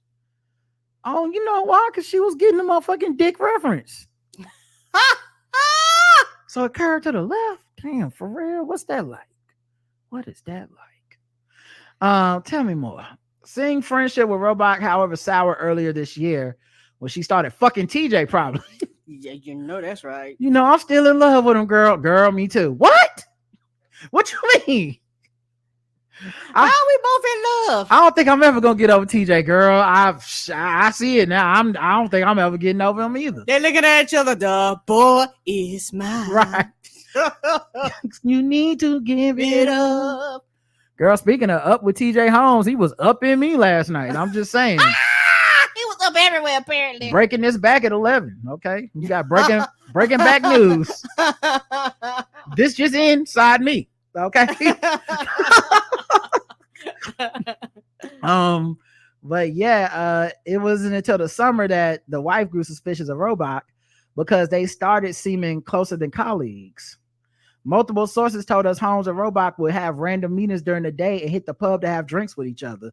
Still, Holmes and his wife were fully together in August and even celebrated his birthday with a trip to Bahamas. Random meetings and drinks after work. Nobody likes coworkers that much. People that like coworkers that much are fucking them. Okay? A black person hanging out after work, man, please. With the whites? No. It was there that Feibig discovered a birthday card from Robach that was too personal, and it brought back the old Natasha drama. She couldn't trust him anymore. She the source. This info is too fucking detailed for her not to be the one that leaked the private eye pics. Okay, she was fed up. But yeah, what the fuck did the birthday card have said?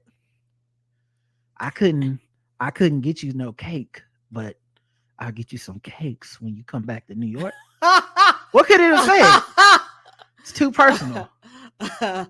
Yeah, she go, you can smash these cakes to smithereens next time I see you. Happy birthday. Did you open it up and it was the Marilyn Monroe version of happy birthday? Happy birthday,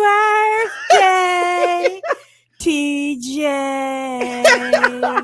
Happy birthday to you. So then Friday, like, calm down, bitch. Friday evening going into Saturday, we get this update. Good Morning America will not discipline TJ Holmes and Amy Robach over alleged affair. And I said, how? What? I did not know that was possible. What white nonsense is this? Like, I could have got it if she was going to be on the air, but not him. But when niggas start doing this at work and nobody say nothing, and it's in a job where the only part of the job is being liked. Like, that's the muscle. And people typically don't like motherfuckers that's cheating on their spouses and then gallivanting in front of everybody. Now, it might be cute and funny. Like on Twitter, we laughing about it. All right. But like the kind of mom that sits down every day and watches that shit, or house husband or whoever, like part of the appeal of these people is like, oh, I like them. They're good, wholesome people. Not, I like them. I bet they be fucking. Yeah, that's the last thing you want to deal with. And yeah, you know, it's same morning, Joe. Right. And it's also, you know, one of those things to where as a company, a lot of them have rules and regulations, but like, hey, if y'all are intimate, let us know. Like, we have to know. And I feel like that's right, because guess who's the X factor, people? Mm-hmm. So guess what? We fall out. We no longer date. I want revenge, like all time. And then all of a sudden, the company has to deal with the motherfucking lawsuit of y'all no longer being in love no more. Yeah, and just, you know, fraternizing, obviously the lawsuits, the bad publicity, the way they was just out in the open with it like this. Right. Like, listen, what you do in your personal time is just that, but we still basically have an office. And the thing that a lot of these non-traditional offices always benefit from in the public discourse is that most of us don't think of them as jobs. Correct. Like, a lot of us just think subconsciously, not on purpose. A lot of us just think of entertainment as a thing where, like, you're an individual, you show up, you be yourself, and you're being yourself in front of everybody on TV, and that's what the job is. No, it's still offices back there, still policies happening. Yeah, y'all might can do what y'all want to do, but guess what? We got a whole ass HR department and legal team and all these other people's back here. Like, we're the ones that have to deal with if y'all fall out of love, all of a sudden somebody files a report, we got to step in, we got to do shit. Like, we just were like rather nip this in the bud. Yeah, and it's not just you can do whatever you want. It's literally like, since the Me Too movement, you can't. No. Like, they've actually had to change things. And what happens is when it's happening, everyone goes from ha ha ha to just slowly realizing, oh, you can't really have this right here. Mm-hmm. Is it like, at first it's cute, it's funny, I got jokes too. Mm-hmm. And then eventually you're like, oh, he been serially fucking women at the job for years. Fam, how soon before that's someone sues, someone goes to HR, someone brings up the pattern of him not disclosing these relationships, not just dealing with the infidelity, his wife being upset, does something. At some point it's going to get serious, and now it got kind of serious. So first it was they wouldn't discipline them, and then it was they've been taken off the air. Right, because also you have to think of it where everybody thinks about it from their personal perspective. I should be able to fuck who I want to. I'm at work, blah, blah, blah. Okay, cool. Everybody always thinks of the good side, but what happens on the downside or the bad side? The company has to consider all these things. They can't just be like, oh, well. Yeah, someone said, I don't think they would have disclosed because then that's actual proof that spouse can find out about. Yeah, that's why you can't do it. Like, you're not saying nothing that we don't know. Like, yeah, either you have the kind of relationship where you can disclose that shit, or you can't do it because it gets serious. That's the reason they had a disclosure rule. It's really, the disclosure rule is not actually about disclosure. Mm-mm. It's actually about deterrence. It's trying to say, if you wouldn't tell the HR people about this person, then you probably should not have a relationship with them. That's really what it's about. Like, they frame it under, like, you know, just because we want to keep on up. No. They want you to feel that pressure and look across the way and be like, do I want to be up in HR telling them I'm fucking Amy? Now imagine you fucking 3 people at work. Well, I got to come in there and tell them all 3. Like, they want you to go, I don't want to get fired, I'm just not going to do it. And then these motherfuckers do it anyway. And also it's one of those things too, where this is a working environment. These are your coworkers. You have to get along with these people. Your paycheck could be impacted by, like, it's more to this than we just fucking. It's all just, but that can happen whether you fucking or not. Agreed. You know what I'm saying? Like, you can not get along with a coworker and figure that out. But yeah, this shit is, to me, the reason they had the disclosure is to discourage you from fraternizing. And so they got temporarily pulled while ABC figures out the next steps, whatever that means. Yeah, which means somebody probably getting fired. Or Jay will not be working together no more. They're gonna be separated. She gotta, man, he better hope she don't pull some bullshit. You know, or just, you know, because it reminds me of the morning show where, God, what a great show. I still need to go back and watch I've watched, I think, the first season, and I loved it. And some people on Black Twitter hated it, but those people hate everything. But I loved it. And one of the things I love was how Jennifer Aniston's character, who plays like the co-host to what's the dude from the office? The dude from the office, Steve something, not Steve Colbert.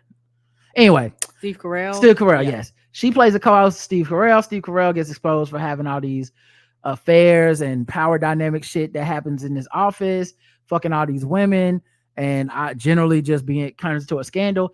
And she keeps the job because she knows how to play the game. And basically, she still is kind of on his side, still kind of defends him, still feels like it wasn't really fair, loves him as a co-host, even knowing some of the stuff he's done with her and stuff. And that she still made that decision because she said, look, America don't like you. I can salvage this. I can come out here and, you know, what doesn't kill you make you stronger. Come on. And she like I can fuck around and frame this and bounce back. Yeah, and so I wouldn't be surprised if Amy Throwback is back out there at TJ Knight. Because he the one that done, at least for right now, the being exposed for having fucked multiple people at the job. But yeah, so both of them got pulled off the air for now. We'll see what happens with that because you never really know. Yeah, and then like I said, Robin Roberts had confronted them about it. I know, she was like, "Oh, child, the ghetto. The fuck is this?" When she asked him about it, he denied it and went to ABC bosses to alert them of the rumors, which may have surfaced as early as 2017. But then they basically confirmed it by laughing it off about the week that they were having. So yeah, that turned out to be some bullshit. I don't know if he was lying back then or what. But yeah, she basically told them to stop it. No, they said, "Nah, we good." Yeah, she was like, "Stop it right now. This is stupid. This is absolutely ridiculous. Yep. Get out of here. We are adults, and this is ridiculous. Stop the fucking." TJ Holmes shared a cryptic quote about ending relationships before deleting social media. Deleting social media is basically the bloody glove of scandals. You've come a long way. But yeah, he's your friendship with yourself sets the tone for every other relationship you have. In January, Holmes reminded himself as follows: change is never painful, it's resistance to change that's painful. So he shared these as quote of the week. The one he shared this week was, "In the relationship and cry once is better than being with them and crying daily."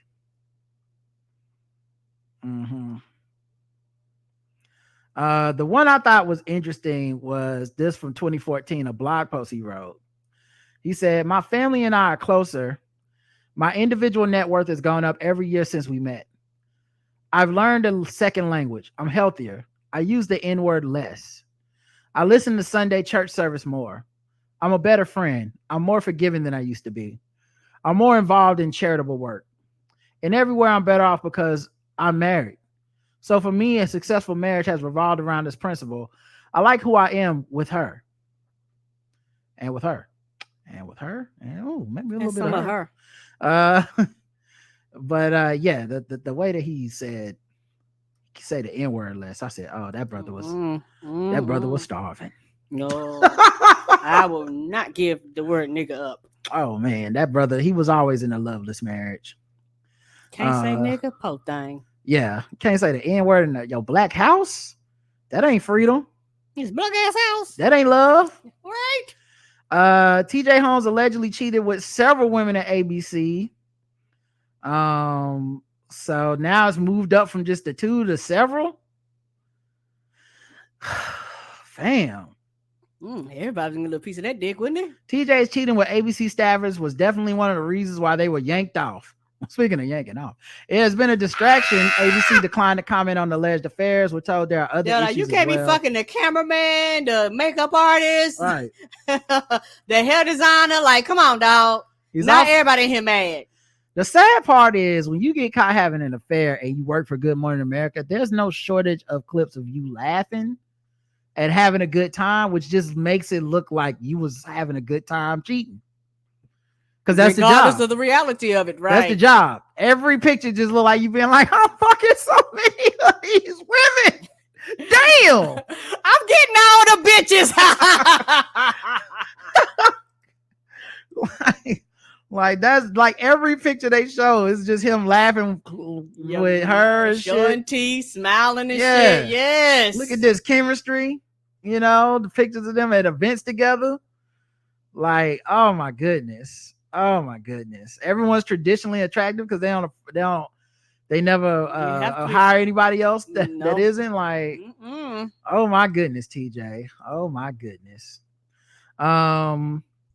But yeah, they said the bosses were not happy with their behavior. Right. The mouse is like, the fuck is this, y'all? Yeah, they told the sources said they felt no shame because they are consenting adults. According to a source, they were spotted canoodling in bars at ABC back in May. Near ABC News back in May. Page 6 also reported that Holmes and Feibig were fully together in August. So yeah, somebody wasn't telling somebody the truth. So that's really the only white people news I wanted to talk about was them motherfuckers. Right, that's been like the top story. White people being they've been having a field day with this. They've been doing a lot. All right, we gotta start wrapping it up. This went longer than I thought, but we were having a good time. We had to cover all the white people news. We had to let y'all know the whole story. Yeah, and I don't want to leave our sponsor hanging dry, so let's go ahead and get into some of that black capitalism. Shout out to Will Smith. I hear y'all talking, but the only thing I'm listening to is that paper. Every day we get into that paper. Woo! I hear the money talk, I see you later. Every day we get into that paper. Woo! I hear the money talk, I see you later. I think I forgot Harry Trump's supposed to be on the $20 bill. All right, let's talk about black capitalists. Snoop Dogg, he's back. He's partnered with eBay to launch the Death Row Inmate Program, which offers exclusive access to the label's merch and events. He launched the Death Row Inmate Program, DRIP, which gives fans exclusive access to labels, merch, and events. The program can only be accessed through the auction and e-commerce site eBay. The membership comes at 3 different tier levels. According to the press release, the basic level, which costs $49, comes with access to AMA sessions, ask me anything, and meets and greets with the new roster. So you want to meet the new roster of Death Row artists? That's the way you do it. It also offers access to the label's new curated Dash radio stations, Death Row Radio, WBALLZ, W Balls, 187.4, and members only access to private Snoop Dogg, Death Row, and Dash Radio events. For an extra $50, fans can purchase the platinum level, which includes everything as the base level offers, plus a platinum chain and a dog tag. I doubt. Dog tag. I'm gonna be honest, for $50, I doubt it's real platinum. No, platinum. You might as well say platinum coated, platinum painted. Lastly, the diamond level, which is the more expensive package, offers everything at the 2 lower levels, plus an authentic diamond and gold Death Row chain. In addition, fans will get an on-air birthday shout-out, early access to all future projects, release and surprise gifts, and experience only reserved for diamond members.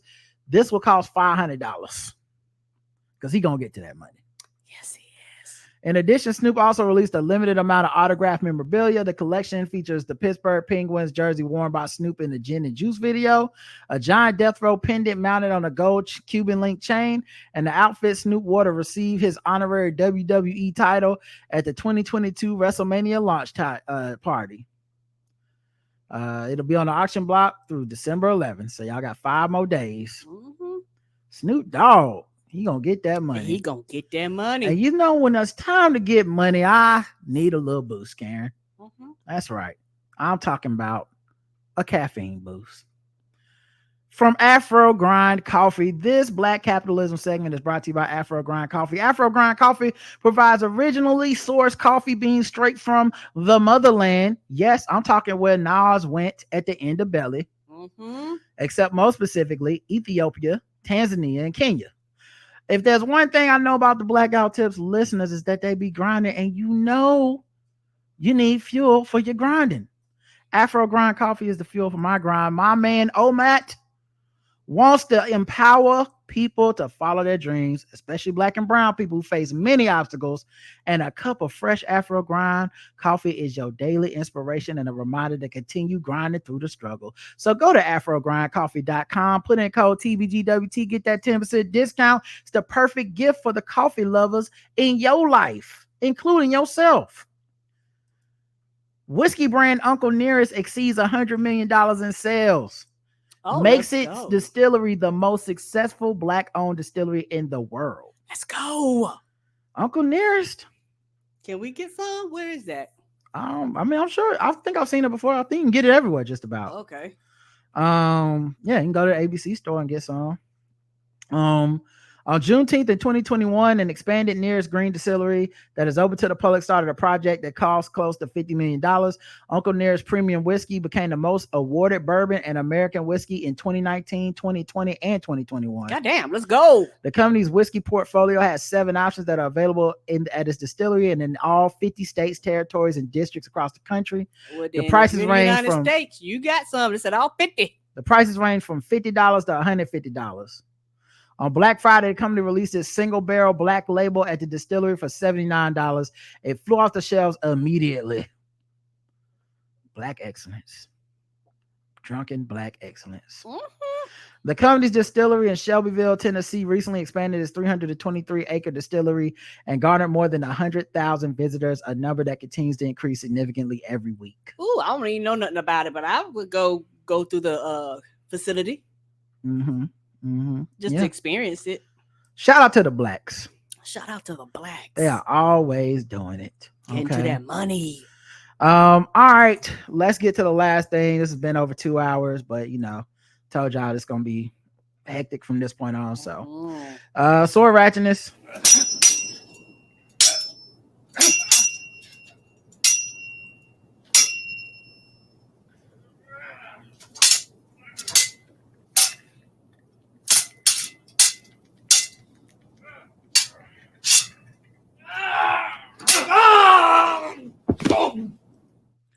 All right. A woman attacked a man with a sword and she faces aggravated battery charges and making a false statement. Well, damn. What was a false statement? I didn't stab him. Bro. What? Oh, sorry, ad was playing. Oh. All right, here we go. Pull this audio up. Aggravated battery after slicing a man with a sword on Friday night. Gainesville police officers say 22-year-old Sierra Witcher got into an argument. Oh, she Black. Oh, Sierra, no. Oh, it's spelled real Black too. Oh, yes, it is. Yeah, it's very Black Sierra. SIE''ERRAH. Guess the race. With the man she had been in a relationship with for months. During the fight, Witcher started yelling rape. Then she pulled out a 30-inch blade and swung it at him, giving him an 8-inch gash on his hand. Ooh. She later said the incident was her fault because she shouldn't have accused him of rape when it didn't happen. Oh. Witcher is charged with aggravated battery and making a false statement. Oh, y'all might want to check, be sure mentally everything is together. Yeah, well, I mean, that sounds crazy. Yes. So I think I speak for pretty much every man in the chat that's probably thinking the same thing, which is I know her stuff is great. It must be the bomb. Because that's crazy as hell. And everything I've heard is that's why people deal with people like that, is because their sex is so good. It ain't worth it. So who knows what was happening before this? And if they get back together, can you blame them? Because I don't think I've heard anything crazier than crying rape and then attacking someone with a sword, and then the police show up and being like, "It's my bad, not for the sword attack, but I shouldn't have said rape. Not, I'm sorry, I tried to kill this nigga with a sword." Right? I'm sorry, I tried to slice you up. That level of crazy, I don't want to know. She probably got that sunshine. She probably got that motherfucking solar eclipse or some shit. I don't want none of it. Keep it away from me. No, thank you. All right, y'all. That's it. We'll talk to y'all Saturday for feedback. Hopefully, like I said, there's a lot of moving shit in the air. I know y'all will be understanding as an audience. Premium people, look out in your emails. I'm gonna try to email y'all a workaround for some of the RSS feeds so that you can maybe have something to listen to until this shit gets resolved. Hopefully I can do that within the next couple of days. All right, y'all. Until then, I love you. I love you too. Mwah. Bye, everyone. Thanks for listening. Peace.